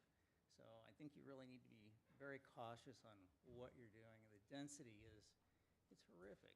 It's just not right. So that's all I have. Thank you. Thank you.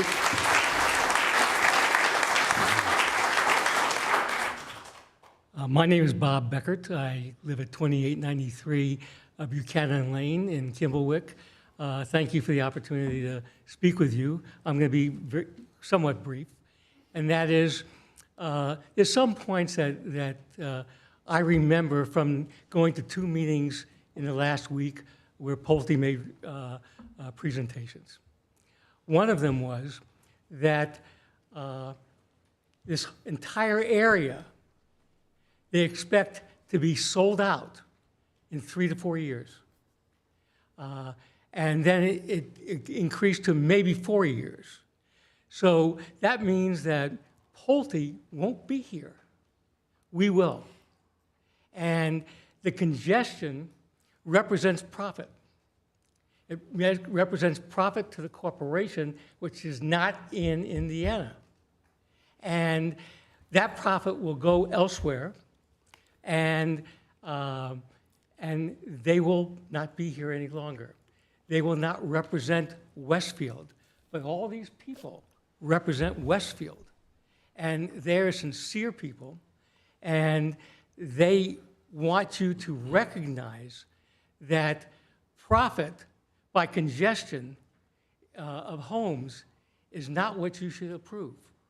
And then something else I remember that was said, because our concern in Kimblewick is for our clubhouse. Now, we've mentioned to Pulte that our clubhouse already is becoming congested. We have pickleball courts. We have common areas within the building itself. And it's congested already, where we're having maximum number of people fill the areas inside when we have social events. And now they want to add 200 more homes. Now, the answer that Pulte gave us was, well, nationally, 18 square feet per home is what we think is compatible with having the clubhouse you have. 18 square feet per home, and that allows 700 and some odd homes to use that. That's baloney. It's baloney. And to put 200 more people in there, it's not going to work. 200 more homes. So I thank you. My time is almost up. And please recognize the needs of the people here rather than the people who won't be here in 4 years. Thank you.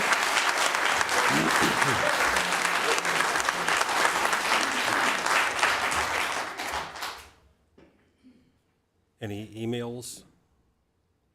No? Okay. If anybody is having a last-minute urge to speak that hasn't already spoken, now is the time to do it. You know, I do have one thing to say. My name is All right. Robert Avon. I live on 3098 Arkle. What was You know, that again, you can't please? stop progress like everyone else says, and we paid a premium, all of us on Arkle, for our lots. But that one entrance across from us is a bit of a travesty. I ask you all to go home and think of 220 cars shining their lights into your home every night. And that's irresponsible. The only thing you can change it, the entrance, it is what it is, but what you can do for all of us along here is to build up tree and brush to, in fact, provide some of that beauty that we're losing, maybe across the street through the entrance, but also keeping because you only have one entrance, 225 headlights facing into your living room or bedroom every single day, especially during the winter when it gets dark at 4 o'clock. So what you can do is you're cutting all those trees down across the street.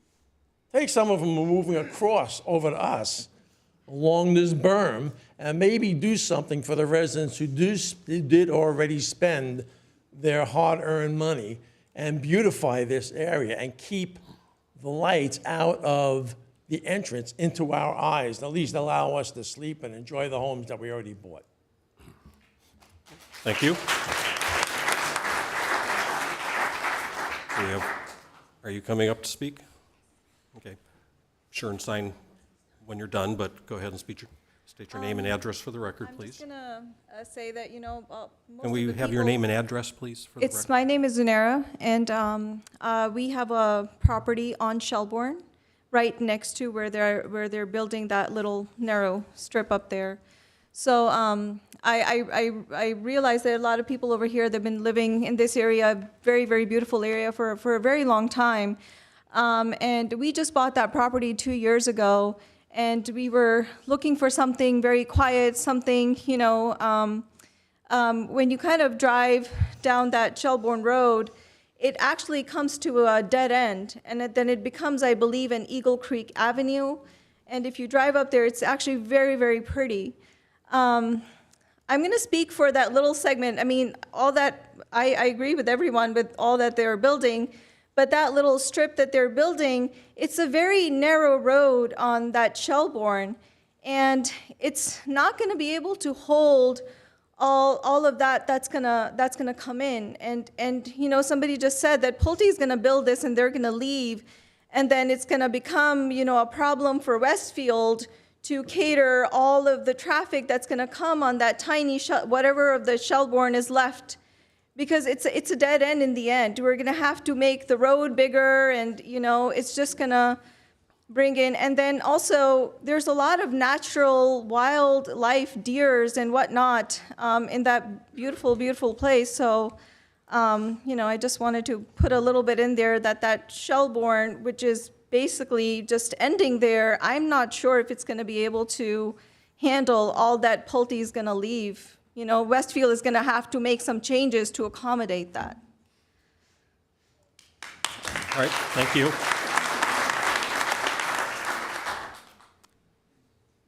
Doesn't look like anybody else is standing up. It is now 8:36, and we've heard a lot of comments. I'm going to go ahead and close the public hearing. The petitioners' representatives were dutifully scribbling notes, I'm sure, through all of this. It's very difficult to provide too much in immediate response. Understand that tonight's business here is to conduct the public hearing. We hear from you. Everybody hears from each other. There will be, as John had indicated earlier, a subsequent meeting no earlier than the third Monday of October, could even be into November, depending upon how their process flows out into the future based on what they're hearing tonight. But there will be a meeting that is more of a dialogue amongst the Plan Commission and the petitioner. This is the public hearing night. The public is welcome to come to the meeting in October or November, whenever it is that it might occur. It's also streamed on our YouTube TV channel, but there is no more public hearing. So that would just be a dialogue with Plan Commission members and the petitioner. But the petitioner will not be back to have that meeting until they have felt that they have addressed all of what they've heard from you tonight and might hear from us up here yet to come tonight. Only then would we have that meeting, and there may be multiple editions of that meeting. It doesn't necessarily only go one and done, depending upon what there is to address. So I just want to make sure everybody understands. You're probably not going to hear a lot tonight because there's an awful lot to digest. But I'll turn the floor back over to John Domashewicz, who will do the best he can to explain whatever he's ready and able to address tonight. Thank you, Mr. Jorge. It's, as I indicated in the presentation, it's Pulte's goal to continue to receive public input. A lot of the items that you heard this evening are comments that they received either before last week's two neighborhood meetings or individual meetings they had with surrounding owners. As I indicated tonight, after the meeting, they'll go back and evaluate their plans, the concepts they have for the development of the real estate, incorporating the public's comments as well as what we may receive from the Plan Commission tonight. In advance of us returning back to the Plan Commission for that committee meeting, though, as I ended, Pulte has indicated that they would do some outreach with not only the Kimblewick neighborhood, but perhaps do an additional mailer to the surrounding neighbors so they were aware of the plan. Oftentimes, that information is not distributed to the public until the Friday before the Monday meeting. So we'll make every effort to get that out to the public in advance of that. I guess at worst, it would be by snail mail. At best, we might set up with staff the ability to post something and attach it so people can view it sooner than that October meeting. But I would ask that the public, those interested in attending that committee meeting or seeing the revised plans, that they reach out to staff and determine the method by which we would transmit additional information and gather additional public input before we return back to the Plan Commission at that workshop meeting. So with that, we'd like to open it up for questions or comments the Plan Commission has so that we can, or Pulte can consider those as well. Okay, and while I did emphasize tonight was the public hearing, future meetings will not have public hearings, but as John has indicated, Pulte is welcome to be communicated with in whatever manner anybody might choose to. There just isn't another formal opportunity in this building to have a public hearing. We've received 30 or so emails already. Additional emails are always an option, and it can go to people you might know with the developer, or send it to planners@westfield.in.gov. Staff will make sure that each one of us and City Council and anybody else relevant sees whatever communication you might want to send. If you have additional thoughts as this plays out, please do so. Just want to make sure everybody understood this was it for the public hearing, but it's not the end of the dialogue by any stretch of the imagination. We will continue to be happy to receive the comments and digest all of what it is that we hear that will eventually become a recommendation out of this body. So, as John has offered, the floor is now ours to go ahead, and we can go in any manner. Questions, concerns, comments for staff or the petitioner? My name's Stephanie Carlson, and I live in that area as well, and my concern is similar to many of yours, is there's only one entrance. And the other concern is that how am I going to ride my bike or walk my kids to the pool safely? To the pool? Well, the clubhouse, like how am I going to get from this area to the clubhouse? From the subject site to the Kimblewick Clubhouse. Pulte had intentionally not identified public sidewalk connections or path connections, but only to gain public input first on where those would best be located. We have received input from the public, a few individuals which would like to see access wrapped around the south side of this pond into the development. In all likelihood, there would be a connectivity over here into the wooded area on the existing Kimblewick site to connect up with the pathways. So there's not going to be a requirement for you to exit out this area down to 151st Street, over on the public walk within the 156th Street right-of-way into the Kimblewick development. There'd be at a minimum one, if not several, at least two connections to the existing paths within Kimblewick to access the amenity facility. Okay, my other question is that there seems to be a lot of green space in that section B with the one entrance. You can make larger lots or put the green space in the center where people can actually enjoy it. It just seems like really far back from the homes. That's just my thoughts.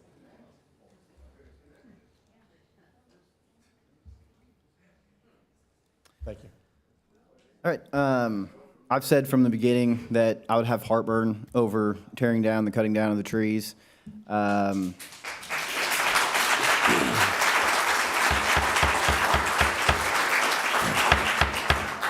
Let's keep this to a conversation, please. I appreciate it, though. Victor's not looking for applause. No, I'm not. And I, again, agree with the current comprehensive plan, wanting to look at conservation neighborhoods. You know, I see when I scroll on social media all the time that my generation building barn dominiums on large acred lots, you know, that's kind of the style these days. And so I lean, of course, in that direction, as well as I view the southwest corridor of Westfield similar to the northwest corridor where I've lived all my life, of just wanting to preserve the character of what's been there. I understand that with previously established Kimblewick neighborhood, and again, I'm not knocking it. I think it's beautiful. I'm glad everyone's here, and I do want to say before I forget, thank you for being here, because this is what this process is all about. So again, I very much appreciate the public feedback. I've been to the clubhouse, I've toured it, I've walked on the back paths. I sympathize again with those that have the view of the trees in the backyard, because I have it similar in my neighborhood in the Northwest. And I would want to preserve it just as much as you do. And when I hear 50 feet, which in football terms is about 17 yards, you know, that's not very much. And so I look at, you know, possibly at least doubling it, or again, is this even the right use of the land? Because although there would be potential for connections for sidewalks and getting to the clubhouse and so forth, in actuality, I view this as a development on its own island. Because of the clubhouse opportunity, in not having any amenities here, those 200-plus residents would be then, instead of biking and walking, driving their cars to the current clubhouse, which then would to the point of many residents this evening, impact the overall just status of the parking lot and being cumbersome and so forth like that. And then I said this last week, and I just want to say again for everyone that once more, I've walked back here, but I've not just walked back here, I've taken my drone up, so I've seen the trees. And again, when I put my drone up and got that bird's eye view, I was just like, there's no way. I mean, it is so beautiful out there. And so in terms of clearing everything, absolutely not. Maybe there's a middle ground that we can get to through this process. But otherwise, again, I think the whole purpose of the Southwest Corridor is to maintain the character, whether it be larger lots or just something that is more appropriate in conservation, keeping the nature as it is. So I believe that's all my thoughts. Again, I didn't want to restate much of what's already been said. Thank you. Mr. Neal, would you want to go next? Thank you, Mr. President. Mr. Domashewicz, excuse me, Domashewicz, forgive me. I have been talking all day, and I'm going to keep talking all night, it looks like. I wanted to give you credit, first of all, for noting that this process is far from over. You came in and said there's a lot of input to come in. There's a lot of pieces that have questions. There's a, and I have a list of things that you'll probably already have taken note of, but I'll mention. But I did want to give you credit for that because I think we all know that this is far from complete. I think that development in this corridor is inevitable. I think a lot of you have mentioned that in what you've said. How that's done, I think, is most important. And all of you coming today have really put your mark on what that's going to look like. I'm just going to go through my list. There's no particular order. You had mentioned that you're going to extend and continue. That was the quote that you used at the beginning. It's the first thing I wrote down on my piece of paper because that was my question.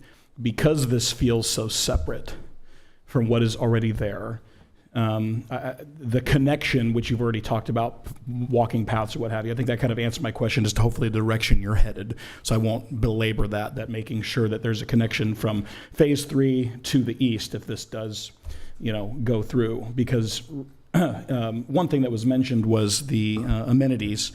And I'd heard this just through conversation last week when this was coming up, talking through this with staff.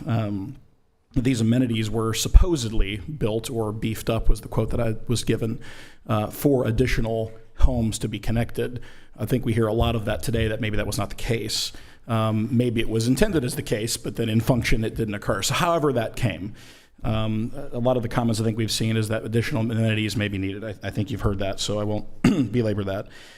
I am curious, and maybe this is something that you'll discuss at workshop, why there's a big shift on the lot size. I'd be interested to know what studies or information. I mean, I know folks my age sometimes don't want a huge yard or those kind of things, and obviously as development continues north, now that Carmel essentially can't develop much anymore, Westfield's kind of that next frontier. But this is not what that is. It's not 37-year-olds moving in. We have folks who have invested in this as kind of a legacy part of your life.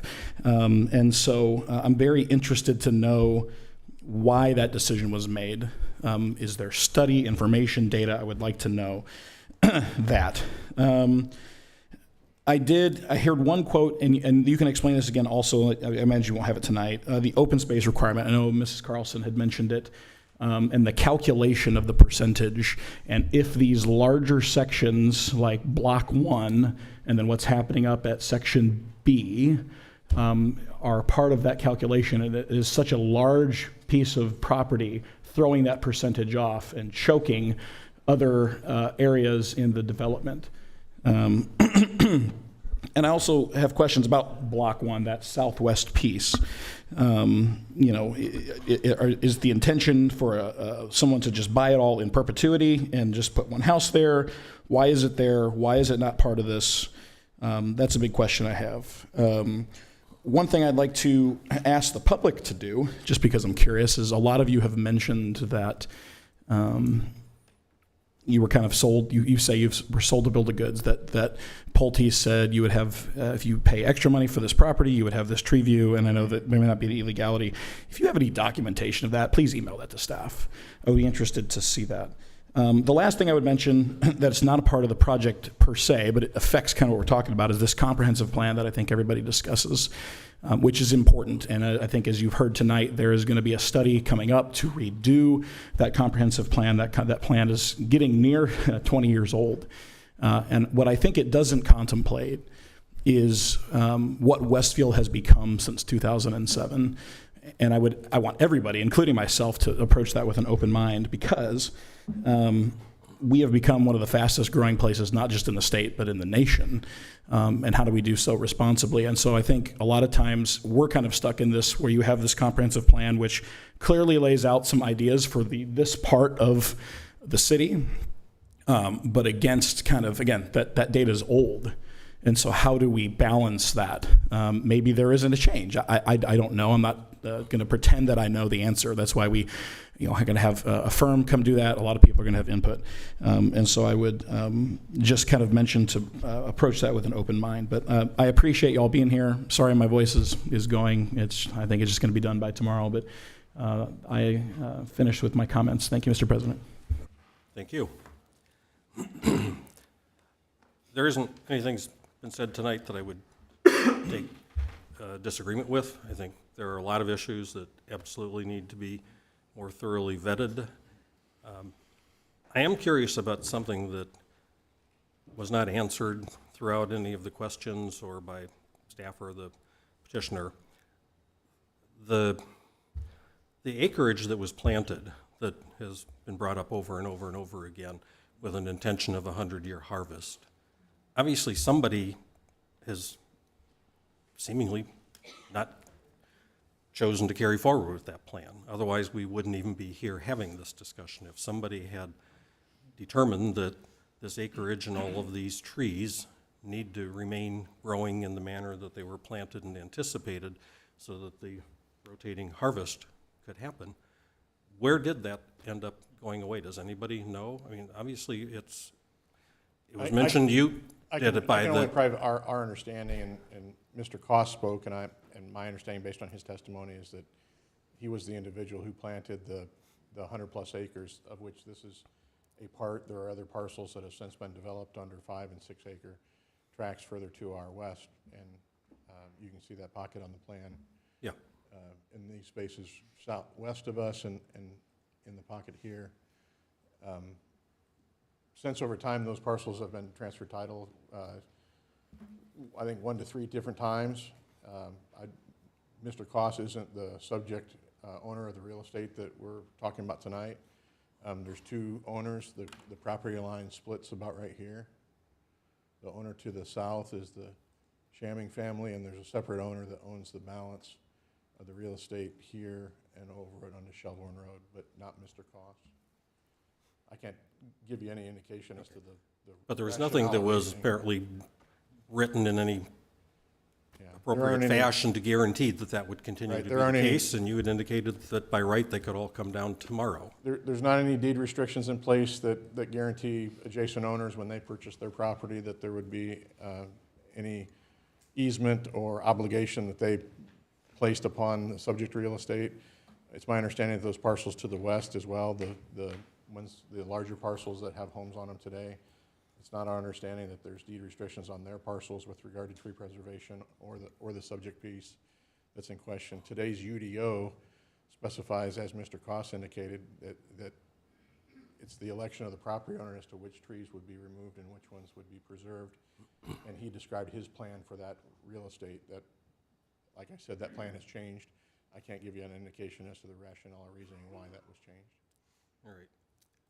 There's 20 acres that it's immediately to the west and north of the current Kimblewick that, in looking at the aerials that are available in our mapping, do not appear to have been planted in the same manner that the rest of the property. In this space, Mr. Horke? No, it's actually the northeast corner of this proposed phase 3, that area right there. There's 20 acres, well, it's full 20 acres. If you extended the property line north and south from the lower section, I'm going to go back to an area, see if I can pull up an aerial here. that one right there, I think. that it does was- not appear to have been planted I with think the it same was. intent. Well, perhaps not with the same intent, but I do think it was included in that area that was forested, which was planted. It looks a lot different on the aerials. There's very neat, tidy rows in all the rest of it, but that is, If you go back to the Much more random. aerials, like from 80s and 70s, I don't think you'll see that area as wooded, but I'll double check and report I've back. spent the night looking at them Is it- here is it throughout from the all of 80s this. and 70s? Going back 'Cause I know there, this- it's very much open land. This area here within the existing Kimblewick was an area that was wooded, and there was clearing done of that space adjacent to the property line here for the installation of the walking trails and other infrastructure. Well, by and large, I feel that we've got a lot of work to do.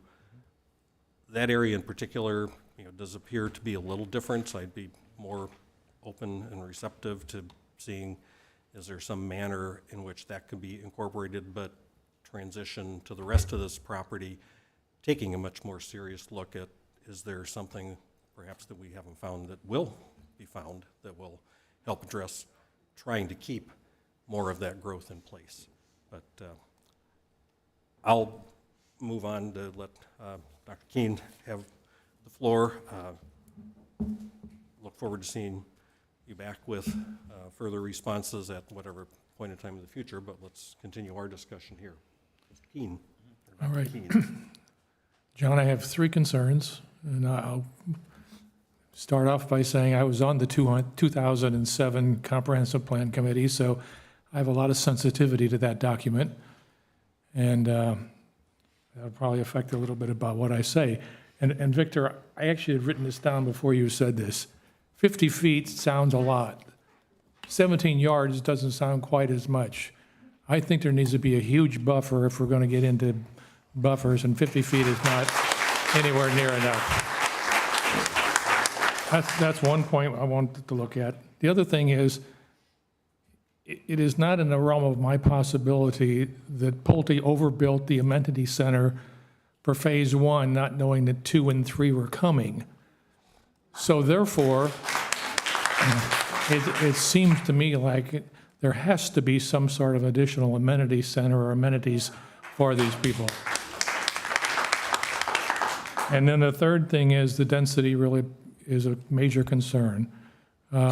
This is more dense than the previous developments, and as we move west into the more rural area, it should be a lot less dense, not just 10 houses at the top, but the entire development.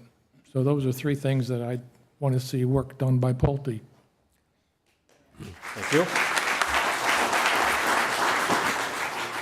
Thanks for your Mooney? comment, Dr. King. Or do you have? I was just thanking Dr. King for his Oh. comments. Hey, John. Yes, sir. Better and more defined connectivity to the existing project and any future development. I think we've talked in here several times when we get renderings. Maybe it'll show up in workshop, but more defined so we can make better sense of sidewalks and trails and whatnot. So the tree preservation, I've never seen so many emails in the several months we've been on this. I mean, I've lived here 32 years in Westfield. I'm excited to see people come out and support, but we've got to come to a. I'll leave it at that. 50-foot buffer. We've said that 3 times. I do think it's interesting. You've got a good mix of existing residents, but also impacted neighbors here tonight. So I think there's a lot to take into consideration. Dr. Keene, you took my thunder on amenities. I view this similar to some other projects of a transition area. Comp plan or not, new comp plan. I mean, this is teetering on the edge of estate lots, rural area. So I'd like to see some more thought put into that. Yeah, thank you. Thank you. Mr. Khan? Thank you, Mr. President. John, couple questions. Well, actually points that I want you to consider. The first one is, it is very concerning that a group would be told something. We've heard several testimonies of people that feel that they were sold something that they weren't. And it's very concerning for any builder to come into Westfield and have that impression on its residents. So I would request that you look into that and ensure that moving forward, communication is very clear so that they don't feel that way. That's just not how we want things in Westfield. Secondly, I am interested in the connection to the trails and seeing, how we can preserve people being able to walk and enjoy the nature that's around them. And lastly, I will say to you and my fellow commissioners, I serve as vice president of the Lakes of Westfield in our HOA. And I can tell you, we already face challenges with everybody paying the HOA fee for the small amount of amenities that they have. And, whether this was planned out ahead or came afterwards, I think that, I echo Dr. Keene's sentiments that it seems that we really need to address the amenities and lack thereof issue in this. And so I would be in favor of another amenity, several other amenities to make it look, make it seem fair for everybody paying their fee. What I want to know is that, when you guys leave, that the HOA can function properly, everybody feels bought in, and that they're going to be okay. Because if not, you're dealing with a bureaucratic nightmare that some of us have faced already in other neighborhoods. So I hope that you would take those things in, and I look forward to working it out in the commission planning phase. Thank you. Thank you. Mr. Woodard. I'm going to be a little quicker and shorter with this statement. This could be a good project. I just don't think it could be a good project here. The way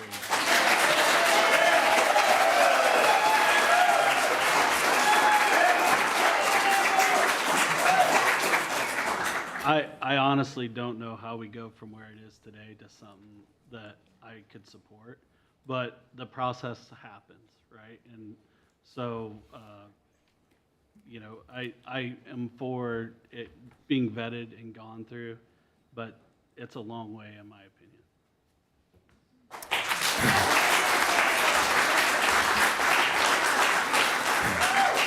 Final thoughts, John? Not additional thoughts to share. If the Plan Commission has additional comments that you didn't think of tonight or have additional things, please forward those to staff. Staff will get us those, and Pulte will begin the process of sifting through the public comments as well as yours and all stakeholders to come back to you, hopefully with a plan that begins to build consensus on how they would advance. Okay, thank you. We have 3 more public hearings tonight. Everybody is welcome to stick around and enjoy all the rest of our proceedings. I'm thinking you may not want to, so we'll pause for just a moment while the room clears. Thank you.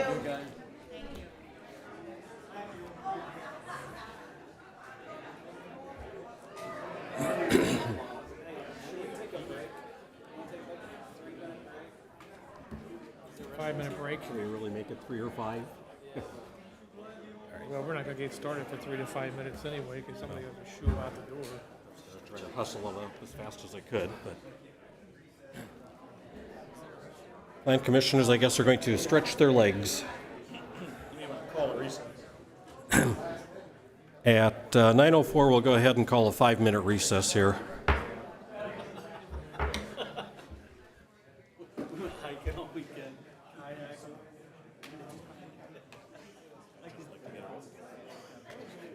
Well, we're going to have a few comments on this one too, and then we'll go from there. I didn't see.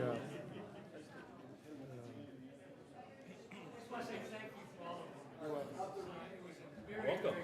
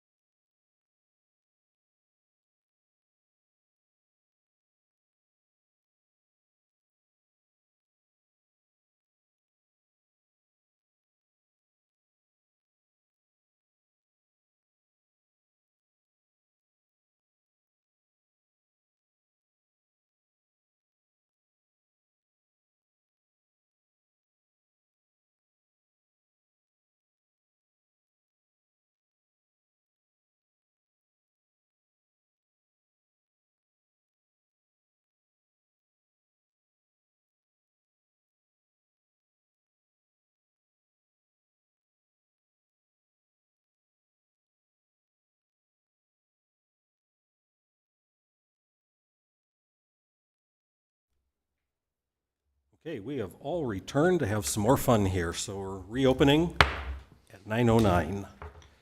Item next is another public hearing, the North Point PUD Amendment, Commerce Park Area 3.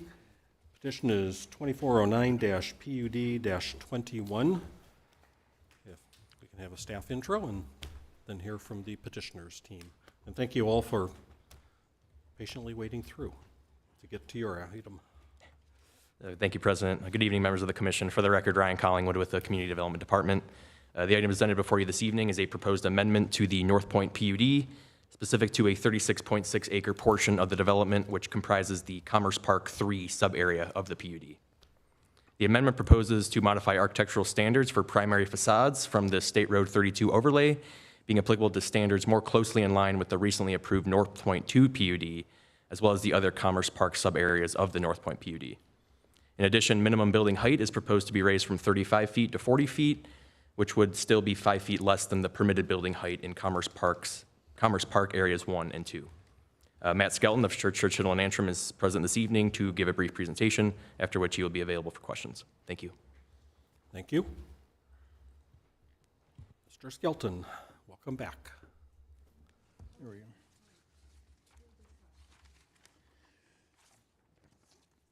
Good evening, pardon me. Good evening, members of the Plan Commission. For the record, my name is Matt Skelton with Churchill and Antrim, with offices at 116 North Union Street here in town. With me this evening in person is Dwayne Seek and Ryan Baker with Farnham NP1 and Farnham NP2 LLC here in the front row, and then also Chris White has joined me with North Point Owners LLC. We may have a couple others participating remotely. I'm not sure, but we'll be able to field questions on their behalf. The North Point, just the staff suggested that I give just a little bit of background of North Point, and I won't give the long story. I'll try to keep it short, but basically North Point, if you'll recall, for those of you who may have been paying attention, was originally called Aurora. It was approved in 2006. I think we all remember the lost decade that happened between 2006 and 2018. And in 2018, when things started to turn around, the PUD was totally reworked and restated and replaced with what is now North Point PUD. As the staff report mentions, there have been several project-specific amendments since then. Most of what you see in North Point they were project-specific zoning requests, and they were addressing the same kinds of things that we are here to try to address globally for at least Area 3 of Commerce Park in North Point.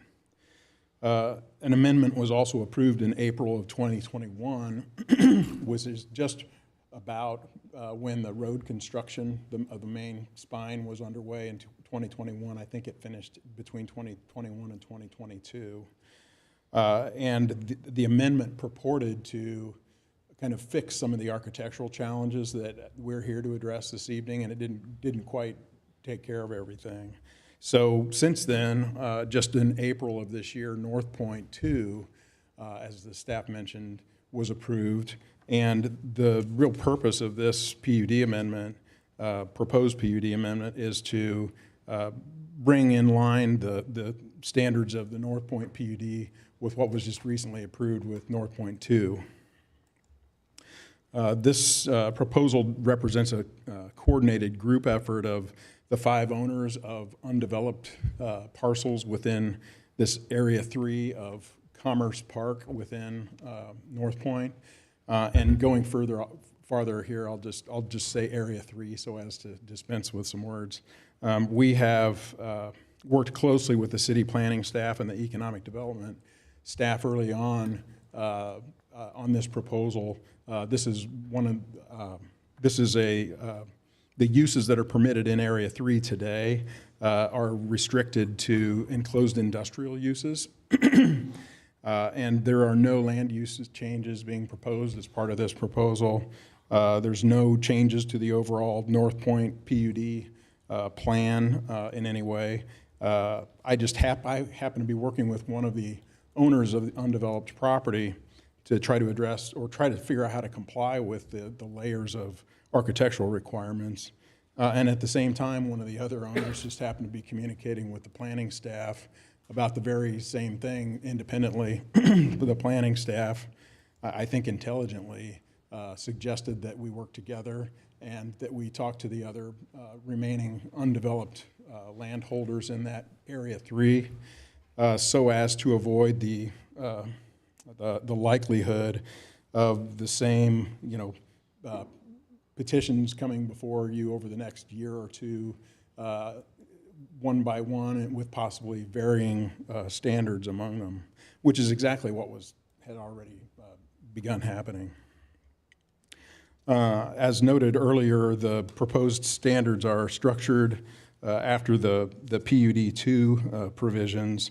The additional requirements, the types of things that are enhancements beyond the North Point 2 requirements include the additional requirements for roofline modulations and the use of parapets. There are not modulation standards included in North Point 2, and these are all things that, in working with the staff, they had suggested that we incorporate, and we have.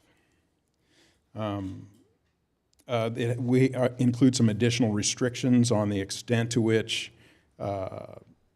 EIFS, or exterior insulation and finish systems, may be used for an exterior building material. We're limited to no more than 20%. I think North Point 2 is at 50. There are also provisions for offsets in exterior wall planes. One of the options for the wall plane design include a requirement for offsets and breaks.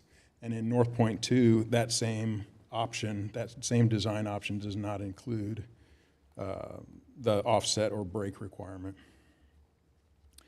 There are also some additional enhanced architectural detailing required along State Highway 38. And this has specifically to do with requiring three-dimensional articulated cornice work on raised roofline sections oriented towards State Highway 38. And I think the staff, have you been leafing through the exhibits? This is really driven. The staff actually had a large part in helping to select the images that were incorporated into this PUD. But these are illustrative examples of what would be permitted under the standards that are before you. There is one thing, I'm just about finished, but there is one thing I'd just like to address. I think in the comments that have been received so far, the one relevant recurring item that I noticed had to do with building height and our request for an additional 5 feet. Just to give a little bit of context, the maximum building height in North Point 2 is 60 feet. The maximum building height in all of Commerce Park, other than this Area 3, ranges in height from 45 feet to 60 feet. We are requesting 40 feet. It's limited to 35 feet today, which creates a problem for industrial buildings that we're limited to industrial uses. And so in order to build industrial buildings, if we have the flexibility to go to 40 feet, it allows us to accomplish a 32-foot interior clearance, which accommodates certain equipment and racking systems for storage. It also provides some flexibility for parapet extensions and also the screening of roof-mounted equipment without throwing us over the height limitation. And many of you may know how the city's economic development functions work, but the city routinely participates in, for lack of a better word, competitions for businesses. They will receive criteria from an economic development team or maybe the state of Indiana with, here's the site size we need, these are the things we need to be able to build, and if you don't have anything that meets that criteria, you either don't get to participate or you get kicked out of the competition. And these days, you're already in the third round of the contest because of all the online availability before you even know you're in the contest. So this request is merely being made in order to put the city in the best position to be able to participate in those types of competitions. So with that, I will thank you for your consideration this evening, and we'll be happy to respond to any questions or comments you may have after the hearing. Okay, thank you. As Matt has indicated, this is in front of us for a public hearing, so at 9:19, I will open the public hearing. If there is anybody that is remaining online and has an interest in providing an electronic comment to us, please email planners@westfield.in.gov and put North Point in the subject line, and we will receive your comments. But we have a person in the room now, so if you will state your name and address for the record, and if you haven't signed on the sheet already, do that afterwards. I have. Thank you. I'm Bill Lockerman. I live at 20253 Willenhall Court. To give you an idea of where this is in relation to this project, this is my morning room. Where you're sitting is 203rd Street, and the boundary for the project is the wall. Now, that's important for a couple of reasons. One, we talked about there's some reference to the buffers and so forth. I'm 6 foot tall. You all sitting up there, maybe closer to 8 foot. But you can imagine with a 40-foot or higher building behind you, having this in your backyard. Now, the reason, the first thing I submitted an email because I wasn't sure I'd be able to be heard this evening. And I'm losing my voice, so that may be true. My first point was to object to you considering this PUD at this time. There was not adequate or legal notice provided to myself and other homeowners. I only found out about it 20 minutes into the presentation that went on as the neighborhood meeting. Plus, unlike all the speakers you had earlier, who were mostly my age, my community is mostly young working people with children. And so Wednesday evening at 6, is not going to get a good attendance. The other reason is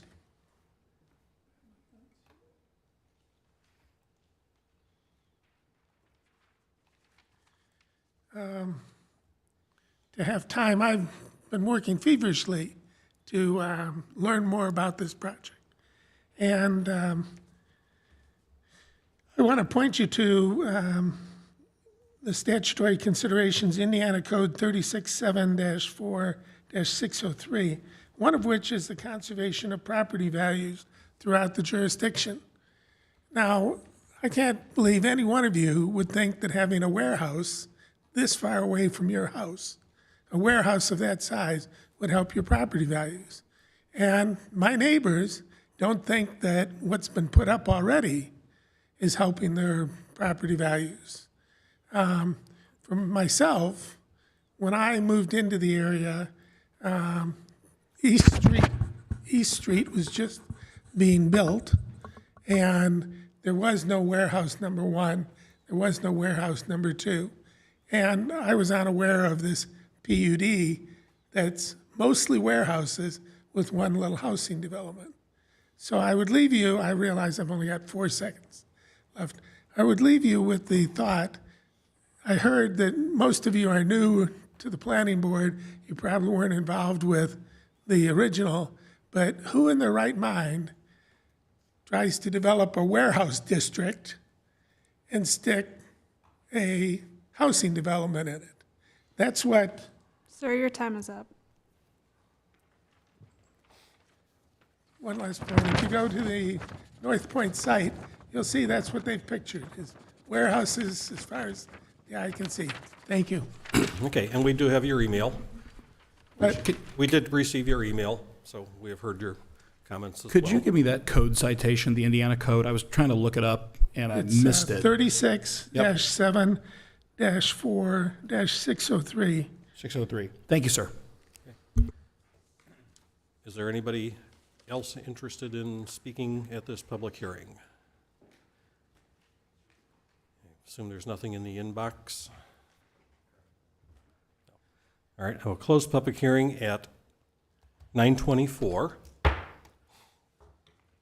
I will offer a moment or two's background here, and if Mr. White wants to help elaborate on that, we'll give him an opportunity to do so. But as Matt Skelton had indicated, this was a development that started as Aurora 10 or 12 years before it ever really started to happen.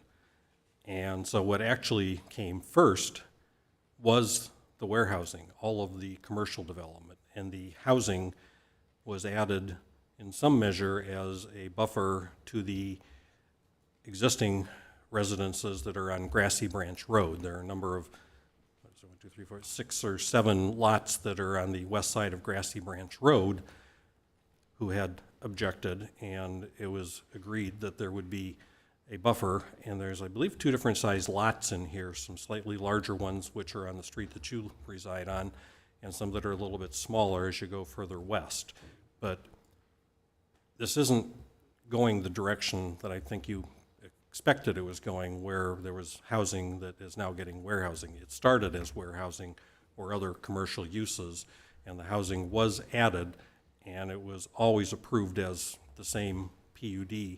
And so the warehouses are not something that just snuck in later. It was conceived to be that. My concern would be, why would the planning commission say, hey, you guys are going to be the sacrificial lambs? We're putting you in to save these people, but, you know. Well, I was part of the Plan Commission back then. I've been sitting up here on Monday nights for literally decades. So I was around when Aurora was coming through, and I was actually a councilman and a Plan Commissioner for a number of years too, from 2007 to whatever 13 years later is. But that was just an attempt to give you a little more context to understand why you are where you are and why all the warehouses are also now coming along where they are. So, do you have something you'd like to respond to, Mr. Skelton? Yeah, this is just 2 comments. One,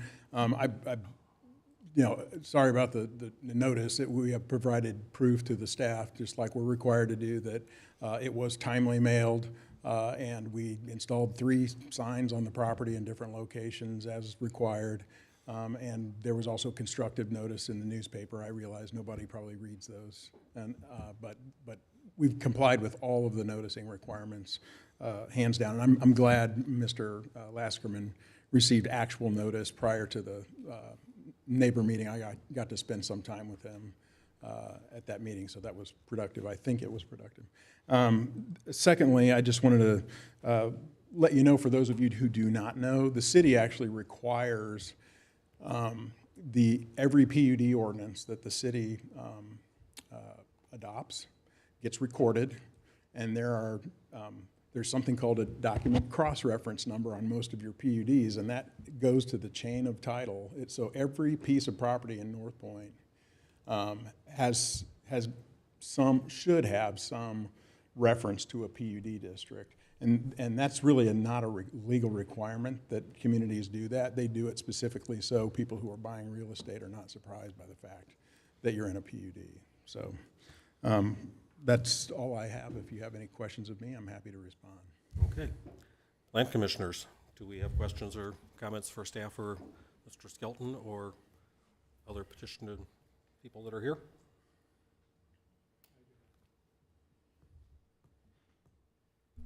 I do, for the gentleman behind you. On this map, you said you're on, I can't see, so you said Willenhall Court? He's the very northern guy right here. He's right here at the end. Okay. Gosh, I'm shaky. And Which also illustrates, when you look at it, where are they going to put the berm? Because there's the well, my question was specific to notification. So you're the northernmost on this piece of property, and you did not get a mailer? I did not get a mailer. I did not see signs. I've seen the city signs.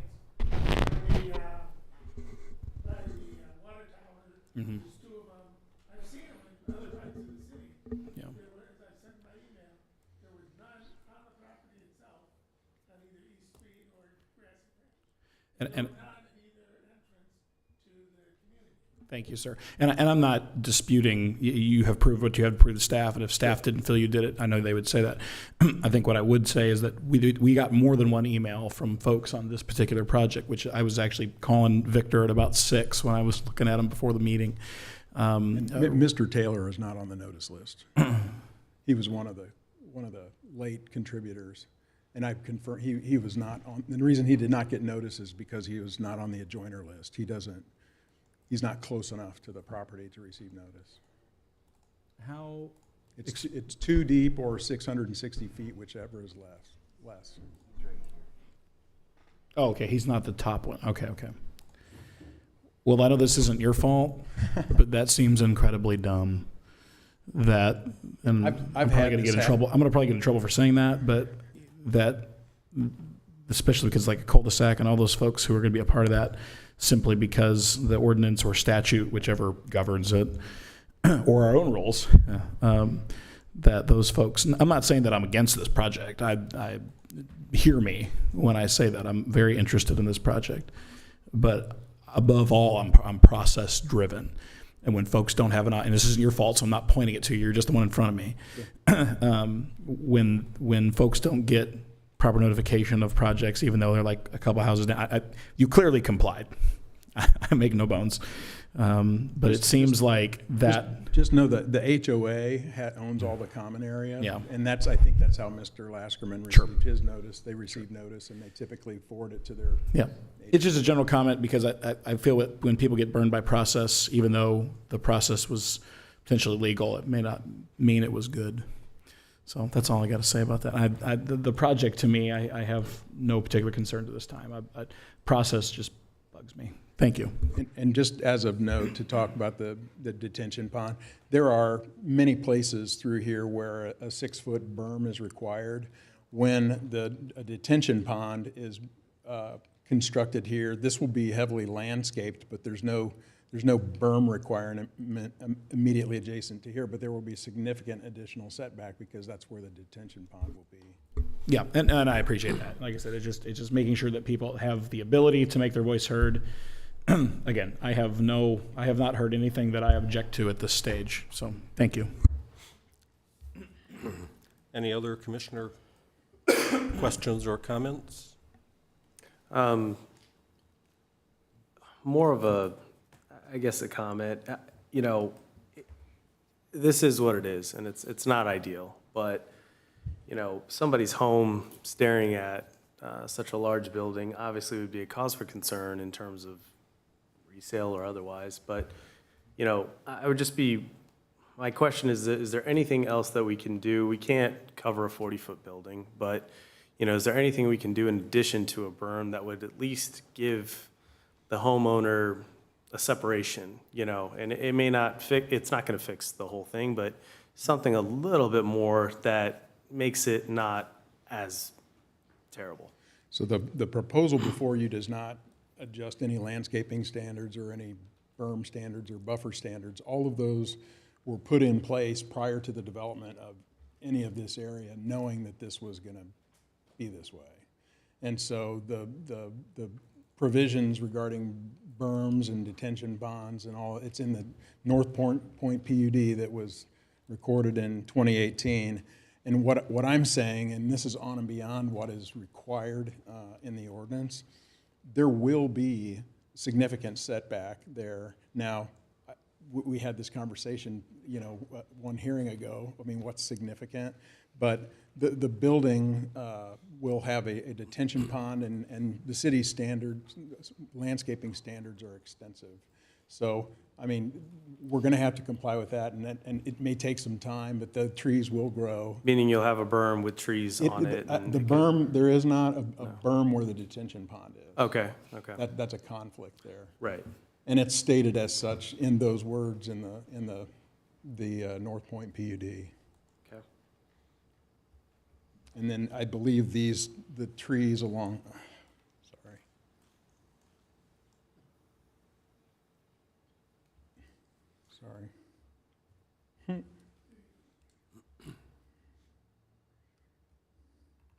Sorry, my pointer's having issues. Well, the trees along yeah, right there, those are required to stay. Okay. It's an existing stand. Matt, do you anticipate these being rear-loaded properties? Chris? Do you anticipate these being rear-loaded properties, the entrances to the property from the rear or from the? So it is likely that the property on the west would be oriented towards East Street. There's not an ordinance requirement for that, but that is the likely result.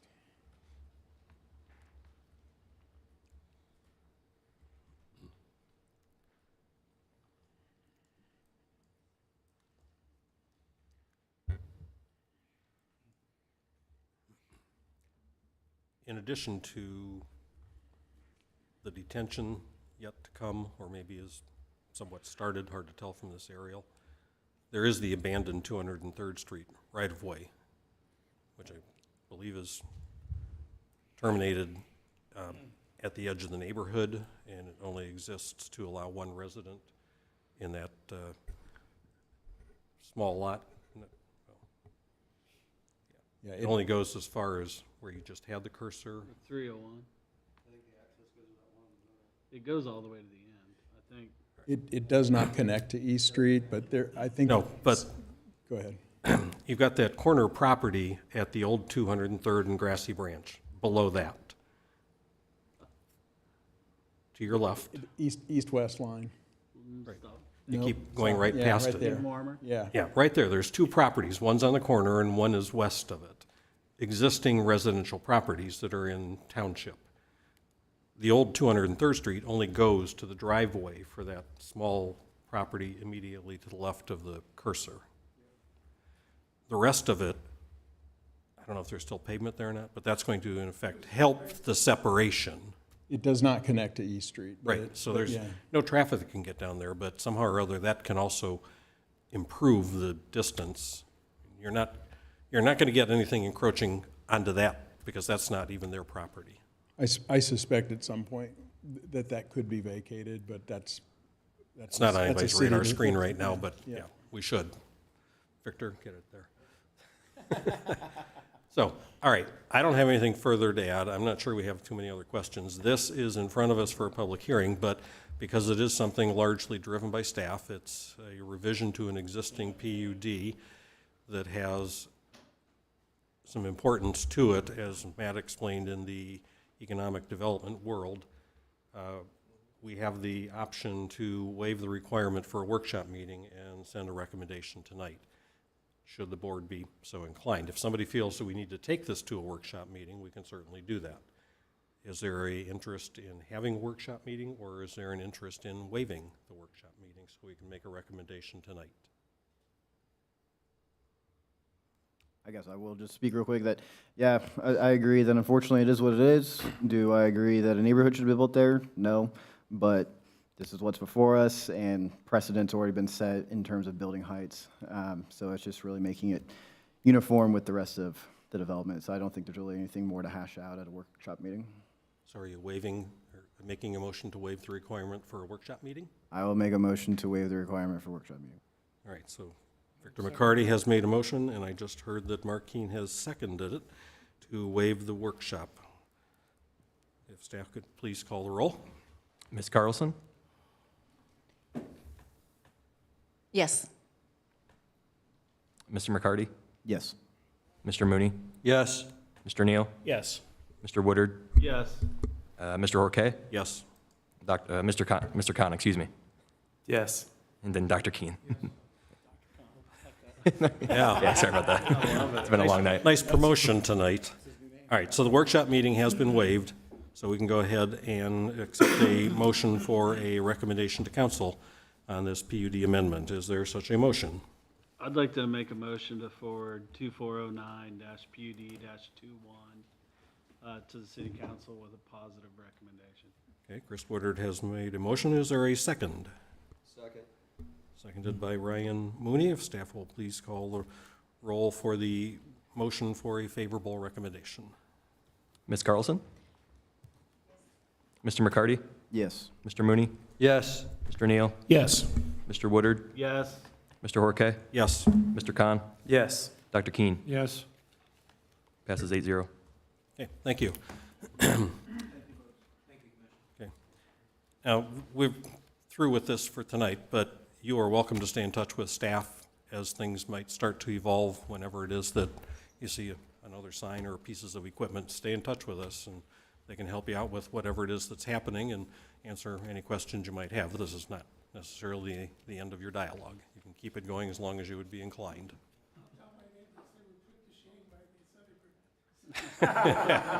Okay, you do that. Thank you. All right, we have. Sorry.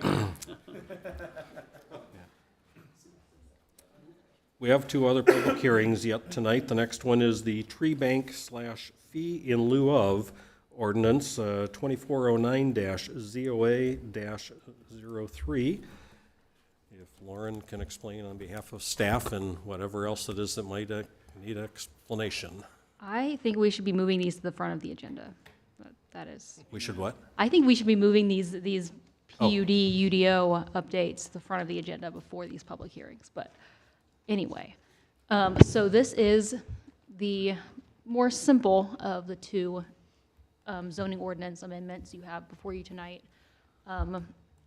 Pretty simply, our current ordinance doesn't have any way to kind of reclaim waived trees. As you know from your time on this board, there's some properties you just can't meet the requirements for, be it restrictive easements or just various site peculiarities. And you run into the situation where you are just trying to fit as many trees as possible to meet an arbitrary number, and those trees eventually die. So this in lieu fee proposes basically the Director of Parks and Recreation or his or her designee, Community Development.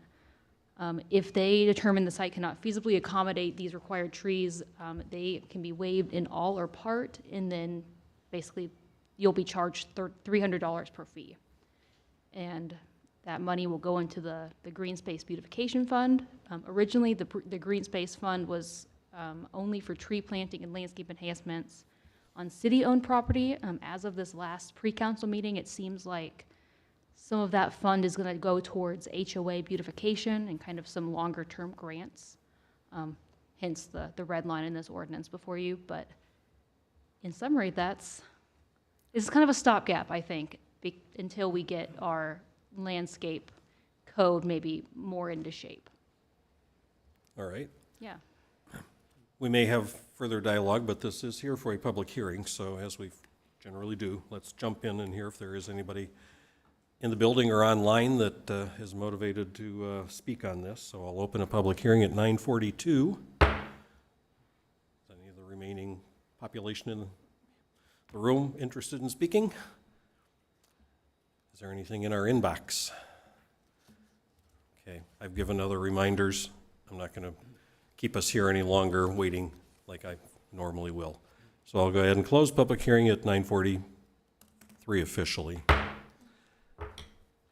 This is nothing that has urgency to taking it to a workshop or not taking it to a workshop or trying to make a recommendation tonight unless staff is of a mind to explain something different. This was more of an intro for us to start mulling over. It will be back for a future meeting, but if we have any questions or comments we'd like to go over briefly tonight, it's now almost 9:45, we can take a few minutes and do so. I do have. If I may, if you guys would like to waive the workshop and move to recommendation, I am certainly into that. If you guys would like to get this off my plate. All right. Well, the last discussion was that we didn't need to hustle along, but if there's virtually no chance of much change, then we can go ahead and do that. But Mr. Neal has I just have a question. comment. I've spoken on everything. I might as well keep going.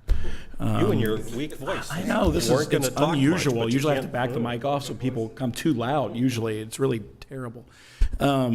So let me get this understood. So I, unfortunately, forgive me, I had to dump studying this because we had so much with Kimblewick. I didn't have time to really look at this. So current practice is that if a tree is unable to be planted for whatever reason, that can be waived. Is that currently the practice, or is that not the practice at all? currently, if a tree cannot be accommodated on the site, so say it's like a street frontage buffer yard or something. If you just cannot fit any more trees in that street frontage buffer yard, it can be relocated into another buffer yard, another place on the site. If you run into a scenario where you just truly cannot fit the amount of trees required, we ran into this on one of the Chatham multifamily projects. If you run into a scenario where it is just completely unfeasible, you have to go in for a PUD amendment or a variance if you have a very forgiving PUD. But usually a full PUD amendment to waive like 50 trees. Well, that seems like a lot for a tree. I love trees, don't get me wrong, but that's a lot for a tree. Yeah, agreed. And then this practice then of, so I'm okay with that first part of the process. So currently there's no, if they came for a PUD amendment, there would be no charge like we're getting now, right? So we're adding this charge to essentially help with other beautification, since that's the phrase that's used. That's correct, yeah. So in this Chatham multifamily project, the trees were waived and they did not have to contribute anything beyond the park impact fees that they were otherwise required to pay. And is the reason for, because I'm always questionable about fees. I'm not saying I'm going to say no. I'm just always worried about we're adding a fee to essentially can't plant a tree, so we're going to charge you for the tree you couldn't plant because of whatever reason. This green space beautification fund then can be used, so let's say it's on, I don't know, the northwest side of the city. So then now you could potentially plant a tree with this money on the southeast side of town for whatever reason you may choose. So it doesn't necessarily mean that this money would go to anywhere near the project for which it's being charged, potentially. That is correct. So essentially it goes into a tree bank fund that can then be used anywhere. But yeah, the idea is that it goes to beautification of either public spaces, either the right of way or parks, or what the city deems to be in the public interest of HOA grants and Okay, so a number of things this fund can be used for. Okay. If I can add one thing, as a person who's probably planted as many trees as anybody, I would call this the common sense act of Westfield 2024. And it stinks when you're put in that spot, and as the vendor doing it, the designer having to do it, it just ends up with junky design. And I applaud this effort. It takes away trees from people like me that put them. We'd rather do it the right way than the wrong way, and this is a good idea. I'll move that we waive the workshop requirement. Second. Well, I was going to bring up another comment before we do that, if you don't mind. Okay. Because prompted by the little bit of dialogue that we've had, and I'm not trying to just lengthen the meeting needlessly here, but the red line part of the ordinance in section 1H, part 2, where it talks about the $300 per tree to be paid to the Green Space Beautification Fund. But then there was language that is now proposed to be struck for tree planting and landscaping enhancements within the right-of-way or on city-owned property. Would it perhaps be beneficial or make people feel a little better about it, might make me feel a little bit better about it, that we could indicate that the preference would be for utilizing this first in right-of-way and city-owned property, but where other conditions may warrant beautification, that the funds could be used in public spaces that may be privately owned. Does anybody like that thought? Like I do? Yeah, I was going to say that. That you like my thought? Thank you. Well, but before I knew you had it. So before I knew you had the thought. But my guess is, as I think through that means that you would have to earmark certain portions of the fund that could then would be restricted by your own ordinance. So that was my intent wasn't to be. I know yours wasn't. Specifically earmark some of it. Does the green space or the beautification fund, if I could speak, does the ordinance list the 5 things you can do with it so that it can't be used or transferred for other things? To make it restricted funds. Yeah. Yeah, it's a restrictive fund. It already is. Yeah, this is something that Chris McConnell and Marla, our clerk treasurer, have a lot more history with. I know that they work together on kind of crafting that. Yeah, for my logic on removing the kind of last half of the last sentence is I didn't want to I didn't want to inadvertently get into, Parks' way, or Sure. the council's way. They seem very interested in giving back to the HOAs especially. Yeah. A lot of our councilmen are HOA presidents. Yeah. So. Well, that yeah. was my comment too. If the fund already has restrictions, then this may be a redundant restriction or some otherwise, but that was just my thought. All right, now I'm really done. Right, I'd like to motion to approve it as written. well, we're not there yet. Got to waive the requirement. I'm sorry. Yeah, and I'm still mulling over the benefits of giving preferential to rights-of-way and city-owned property and having as a fallback other beautification needs that are identified. How? I mean, I'm not enough of a wordsmith to, on the spot, come up with the right language, but I'm slightly uncomfortable with saying, let's just proceed with it with that totally stricken without bringing in some opportunity to say, can we give a little more preference to our own stuff as opposed to, Well, I'm going to disagree with that a little bit. I'd like to give the Parks Department the freedom to make the decision rather than us trying to interfere with what they think is best. So that'd be my position on that. right, well, thinking it through here further. There's nothing about this when it says specifically, or striking that language, it still could be used only on rights-of-way or city-owned property. But by striking it, it opens up the opportunity for private. I'm guessing the money is fungible, that no matter what, this money may not be used for that, but the fund is going to be a certain size that it's not going to keep them from doing the items I think you're talking about, now that I think more through this. And it's probably the point you were trying to make. We're probably talking about $3,000 or $5,000. Sure. We wasted more money on that in this conversation. I don't know, some wages, so I don't think, honestly. $300 a tree? I don't know. Is there a limit to how many, like, trees can be on a fee? There is not, is up to director discretion. Okay. So there may be 150 trees on some site that, On a so big. you could start to accumulate Yeah, real cash. on a big mixed-use multifamily site, so we currently require something like 2 or 3 trees per dwelling unit. If you had a 4 or 5 story multifamily unit in an urban area, it could definitely. Yeah, and that's exactly what I'm thinking. And you bring up Chatham Only as if an they- example, and there's nothing small in Chatham. But only if they went straight zoning, right? But if this PUD is written, which we entertain all the time, and then it turns out there's a few extra trees that you can't shoehorn in there, then that is the case, in my opinion. But I don't, and listen, I'm okay with whatever you want to put in there. I don't really care. I think I trust the Parks Department to be a decent advocate on our behalf. And I'm not trying to suggest I don't have full faith and trust in everybody that we've got making these decisions. I just want to make sure that we don't write down something that makes it sound like we're going to. We can fee everyone for any development for as much as we want. I might need a tree in my front yard, to my line of thinking, that could be beautifying Senator Way. Better not be used that way, but, I want to make sure that we don't have a law of unintended consequence thing here. Because that's one of the laws I fear most. Let's workshop it. And answer these questions before then.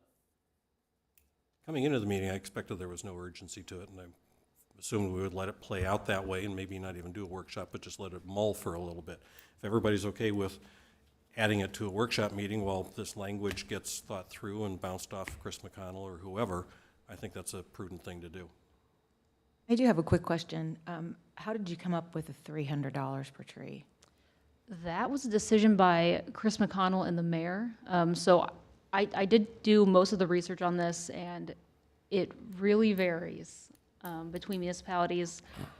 In kind of the Midwest and the South, $300, $250 seems to be the average per tree. On the East and West Coast, it gets into like $1,000 per tree, and lots of different costs based on caliber and size. And to kind of simplify it, we went with $300 per That's tree. the coasts. Yeah.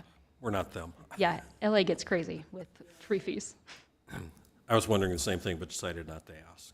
It just does seem a little weird to me that we're saying, you have to have these many trees. Oh, wait, you can't fit it, so we're going to fine you. Like, it's an imposed fine for something they can't control. Am I wrong? I would argue that they don't have to waive it. They could go through the PUD amendment. They could pursue the variance process if that is something that's open to them. I kind of think of this as like kind of a cut through red tape thing. There are a lot of developers that would gladly pay Yeah. $3,000 to not spend an extra 2 months. Yeah, time is money. From that standpoint, I do understand that, and I would agree with that. All right, so we're going to do a workshop on this at some point in the future? Would you entertain a motion and a vote, and then if it doesn't pass, we can workshop it, or is that not how it works? You can do as you please in that regard. I'm not going to make a real deep stand on this. It's a thought that I had. I don't want to labor at that awfully much more, although we chased away, unfortunately, some of our few Lost the crowd we remaining had. people here. I hate to not do something now that they, I don't know if they were waiting for something or if they just had nothing better to do on their Monday night. Don't we Or have Tuesday night, Don't we rather. have a motion on the floor currently? Well, I kind of interrupted that because I wanted to start this dialogue. So if the wishes are that somebody waive the workshop, let's see what we can get here. Is there a motion to waive the workshop? I would like to make a motion to waive the workshop for 2409-ZOA-03. Motion from Chris Woodard to waive. Is there a second? Second. Did I do that all right? Yeah, you did. Did you second that? I liked it. Seconded by Victor McCarty. Yeah. So we have to vote on this. Staff? All right, Mr. Mooney, Yes. Mr. Neal, Yes. Mr. Horkay, It's not going to be Woodard next? I went with the first and second last. I don't know if they're, I'm not going to stand in the way. We can waive the workshop, yes. all right, Mr. Khan, Yes. Dr. Keene, Yes. Ms. Carlson, Mr. McCarty, Yes. and Mr. Woodard, excuse me. That would have beat all there. The workshop waived. All right. Get a little loopy when it gets late. Yeah, really. We used to have meetings that ran hours longer than this years ago. Let's not try to beat it. Mr. President. Really? I'd like to make a motion to, I assume we're sending a favorable We're recommendation. looking for a recommendation So, now, favorable recommendation to council on 2409-ZOA-03 as presented. as amended on this. Yeah, however it was version here. amended. Motion from Mike Neal, seconded by, was that Woodard? To send the motion that deletes the language for tree planting and landscaping enhancements within the right-of-way or on city-owned property will not be part of it. So, call the roll, please. Mr. McCarty, Yes. Mr. Mooney, Yes. Mr. Neal, Yes. Mr. Woodard, Yes. Mr. Horkay, Yes. Mr. Khan, Yes. Dr. Keene, Yes. Ms. Carlson. Yes. Favorable recommendation, 8-0. All right, after too much ado. Sorry about that. One last public hearing item, food truck ordinance, 2409-0A-4. We can hear from Lauren Gillingham again on this, and perhaps a little further enhancement as a sort of officially petition presenter, and maybe have Mr. McCarty speak on it, because he's kind of near and dear to this. But Lauren, if you can give us a little update. Are you guys feeling the presentation? No. How long is your presentation? It is 8 quick slides. Let me see. 8 quick slides, all right. How familiar are we with the existing food truck ordinance? Moderately familiar? I passed it years ago. Okay, so, And I watched this at council.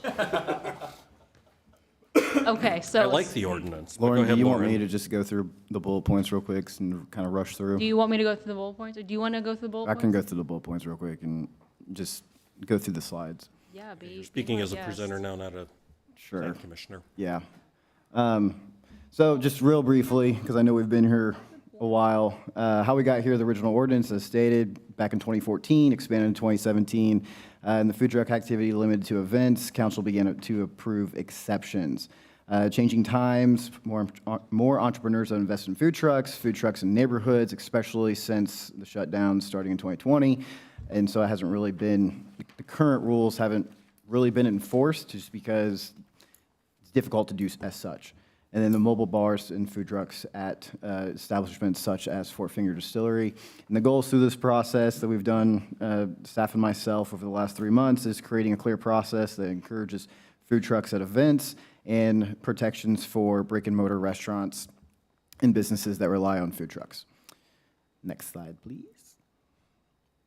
So new ordinance highlights temporary use and event permits. This is basically the bulk of what we're amending, that it'll finally be delegated to staff and any variances going through BZA. One-time events require a permit each occurrence, and recurring events as single location are valid for 3 years. So an example, an HOA, say they're having food truck Fridays multiple times a month or whatever, they don't have to get a temporary use and events permit every time. We're enabling them to kind of govern themselves because they are the holder of the temporary use and events permit. And then under required, we have the special events, neighborhood events, breweries, distilleries, events on public park property, and mobile food vehicles that serve alcohol. And then exclusions still for temporary use and event permits, city, township, county, government entities, school events, private events for catering purposes, and then PUD specifically permitting food trucks such as Urban Apples. And then, next slide. I thought we were here. And then prohibited locations, still, this is copied and pasted from the current ordinance, public right-of-way within 100 feet of restaurant dining areas, and then 3132 overlay, as well as Park Street and Graham Park. Next slide, please. General regulations, again, pretty much copied and pasted from before. Not obstruct any street, sidewalk, etc. Not park within 20 feet of an intersection.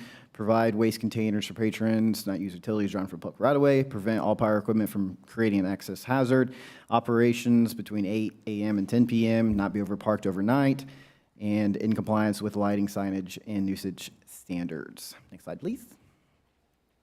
And then after the adoption, possible adoption of this ordinance update, we would do an update to our Muni Code, which repeals the prior ordinances, establishes the rules and regulations from the new ordinance, and then also being introduced with it would be the mobile food business license fee, mobile food vendor license fee, and that license is valid for 1 calendar year from January 1st to December 31st. That fee for the whole year is $150, and then after June 30th is $100.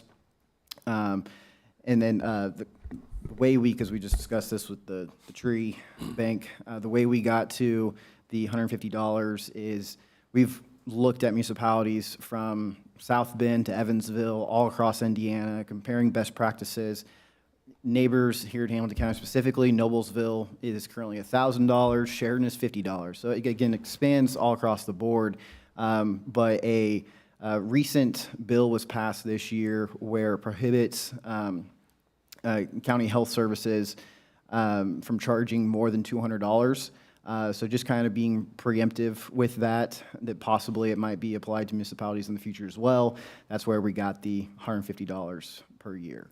And then the fee exemptions include churches, schools, nonprofits, and veteran-owned, which is also an Indiana code. Before we leave this slide, this didn't get corrected, and I'm not sure if it did in the ordinance. It says it goes down $100 after June 30th. It goes down to $100, because this implies that it becomes $50 after June 30th. Oh, that's in that. Yeah, it's not a problem in the ordinance. Okay. Just Just going back and trying to figure that out. Yep. Just want to make sure that was clear. Good clarification for presentation purposes. And then, much like we have discussed over the past several years, I know, Bob, you sent email over the weekend, but just an issue we've had is food trucks popping up all over the community where, quite frankly, we don't know if they have their health permit. We don't know if they have their business license, and that's why we're creating this tiered system in order to have a checks and balances for where basically having a public list for any food truck that wants to operate in Westfield. And then that is basically a trusted list, the HOAs, individuals, city, quite frankly, we're working from that list where we know they have their Hamilton County health permit, not just Marion County, so forth, because I've experienced that in my neighborhood as well, where a food truck was invited in, but it got shut down by the health department because they didn't have the proper documentation. So again, this creates a checks and balances, and what we're trying to prevent is food trucks just popping up in places that they're not supposed to be. And that's where the operating with a license, without a license offenses come into play, being $1,500, $3,000, and $5,000. And then I believe we have one more slide. So this is sort of a flow chart where, starting at the top, if you're serving alcohol, again, we're having more restrictions for trucks that might possibly, or vendors that might possibly serve alcohol just due to state requirements. But otherwise, you can see checks and balances of, is it an HOA event, city park, in a PUD that already permits it, so on and so forth. So if there are any particular questions, please let me know. Again, we've spent the last 3 months, not saying this is perfect, but spent the last 3 months on this, staff and myself. It's been a combination effort between planning, community development, communications, Westfield Welcome, getting their input, particularly important with them doing all the events in the city. And then I've also spoken to a few vendors and HOAs as well. And thankfully, I have received positive feedback and a few tweaks here and there with questions that have popped up. But otherwise, I think we're at a really good place. So thank you. Who does the Well, before we enforcement? before we get into anything else, that's presentation. This is in front of us for a public hearing, in case there's somebody in the room that wants to talk. So I'm going to open a public hearing at 10:05. Is there anybody interested in talking about our food truck ordinance to us? Really? You sure? You waited all this time and you're not going to? No. Is there anything in the email? All right. 10:06, public hearing closed. Now, So to answer that question, code enforcement, obviously we don't want just our general employees to be truck chasers. I've been using that term for the past few years because it's just ridiculous. And then we, of course, don't want to use our PD as truck chasers as well. They have things to do, better things to do with time on their hands. So really it comes down to if, for instance, the image that you sent over the weekend kind of... I'm a truck chaser. I've Yeah. done this several times now. I'll take a picture of the offender and Yeah. send it to Exactly. Scott, And- Council and Community Development, or Kevin in particular. So that'll work into the honesty policy that if we're catching people actively doing that in places where they're not supposed to do, we'll come up with that system through the next couple months before this gets implemented to see what is the proper practice to handle that. But of course, if an individual catches them during work hours, then yeah, code enforcement will be all over that. And again, proper channels would be getting the temporary use and events permits, which again, I haven't received any pushback on that, and then also having the food trucks have the business license, and as long as that is displayed, they're good to go. So I think just as we continue to educate the community and work together with our HOAs and other entities, I think it'll just eventually be policing itself.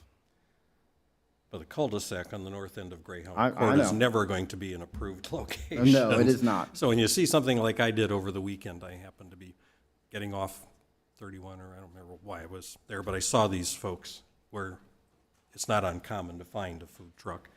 So I went around and I parked in front of the dilapidated old vet building that is another issue. But took a picture, sent it to Kevin, Scott, and Council, and somebody was out to visit them on Sunday. I don't know if I'm going to get a share of the fine if it's levied, but it'd be nice to be incentivized to do this. But that's a spot where they show up a lot. Years ago, there was somebody who was there so often, when you looked at that cul-de-sac on Google Maps, you saw their name. It's still there. Is it still there? It says like Venezuelan food, like Comida Venezuela on Google Maps. Well, when I looked at It it links to the guys- over the weekend, the it guy on wasn't Instagram, there. too. I don't think I saw it there, because I did check. But anyway, I think this is a pretty good update. We're not needing to do anything. We may or may not workshop it. We don't have to waive a workshop meeting. We'll just continue the decision to maybe have them, have a discussion about this at a workshop meeting, but Yeah. administration's not anxious for a recommendation on this, right? No, I still want to discuss this a little bit more with Beth. She had some comments that I don't believe I incorporated entirely. So Right. this is not a rush at all. So we'll see it back at some point. TBD. Any other questions or comments? I'm probably the one up here that's most interested in this stuff because I've always had a real issue with them. Just a quick question, whether we, well, you're not going to be available anyway, but whether we do workshop meeting or not, as we've done it before called the Horke Way, do we want to vote to forego the workshop just so we can come back to a business meeting, or do we want it to go to workshop? I'm just asking. Well, the way I looked at it was, I don't remember now who it was, which should be right on the tip of my tongue, but there was somebody, we continued the decision from one meeting to a second meeting, even to a third meeting, before we ended up waiving Sure. whatever that was. Yep. So I proposed that that's what we would do here, is we're not going to make a decision on waiving a workshop. We'll just not make the decision tonight to require a workshop. Yeah. And let the process play out to a subsequent meeting when things might change. You don't need a motion for a continued, you don't need to do that? I don't recall that we did that. Do you have an opinion, legal counsel? All right. We can do this kind of on a casual basis until such time as there's a specific, yeah, we're not going to do it, then we'll make a definitive comment on that. So, And I just want to lastly make sure, did anyone else have any comments regarding it, or, okay. I think you got a Make good sure start everyone's on it. heard. Awesome, thank you. all right, that takes care of our public hearings. We have Westfield Yard and Finley Creek that are continued to future meeting, which will probably be the next workshop meeting. And now we're at reports and comments. Any plan commission members have a report or a comment to make? No, good. City council liaison? Yeah, real quick. Last week, we swore in 3 new police officers. Under old business, we had Resolution 24-115, annexing real estate. That's the Winterberg that was previously approved. So we approved that. Under new business, the North Point, which we gave a favorable recommendation to this evening. Clayborn Farms, that was introduced, and we heard that this evening. The interlocal agreement between the city and schools that allows school employees to direct traffic on city roads, that was approved. And we also heard the amending food truck policy and the tree bank policy that we give favorable recommendation this evening. And then Mayor Willis introduced the 2025 budget, and that is all. Cool. There was no BZA meeting in between our last meeting and tonight. There also was no plat committee meeting between last meeting and tonight. So no reports there. Community development. Is there anything left to discuss tonight that can't wait? I have a fun. Oh, I was just gonna say my name is changing. So if you guys see Lauren Gillingham - Teague, that's me. I'm getting married this weekend. Yay! Awesome. So Gillingham will still be there, but you get hyphenated. All right, so it probably will not fool too many of us. Hopefully, anyway. Anybody interested in making a motion to adjourn? So moved. I will give Mike Neal the motion. Shut up. We need to. I'll give you the second. I think I heard you too, didn't I? All right, moved and seconded by Mike Neal and Mark Keene. Everybody in favor of adjourning, say aye. Aye. Anybody opposed or abstaining? We're adjourned at 10:12 p.m.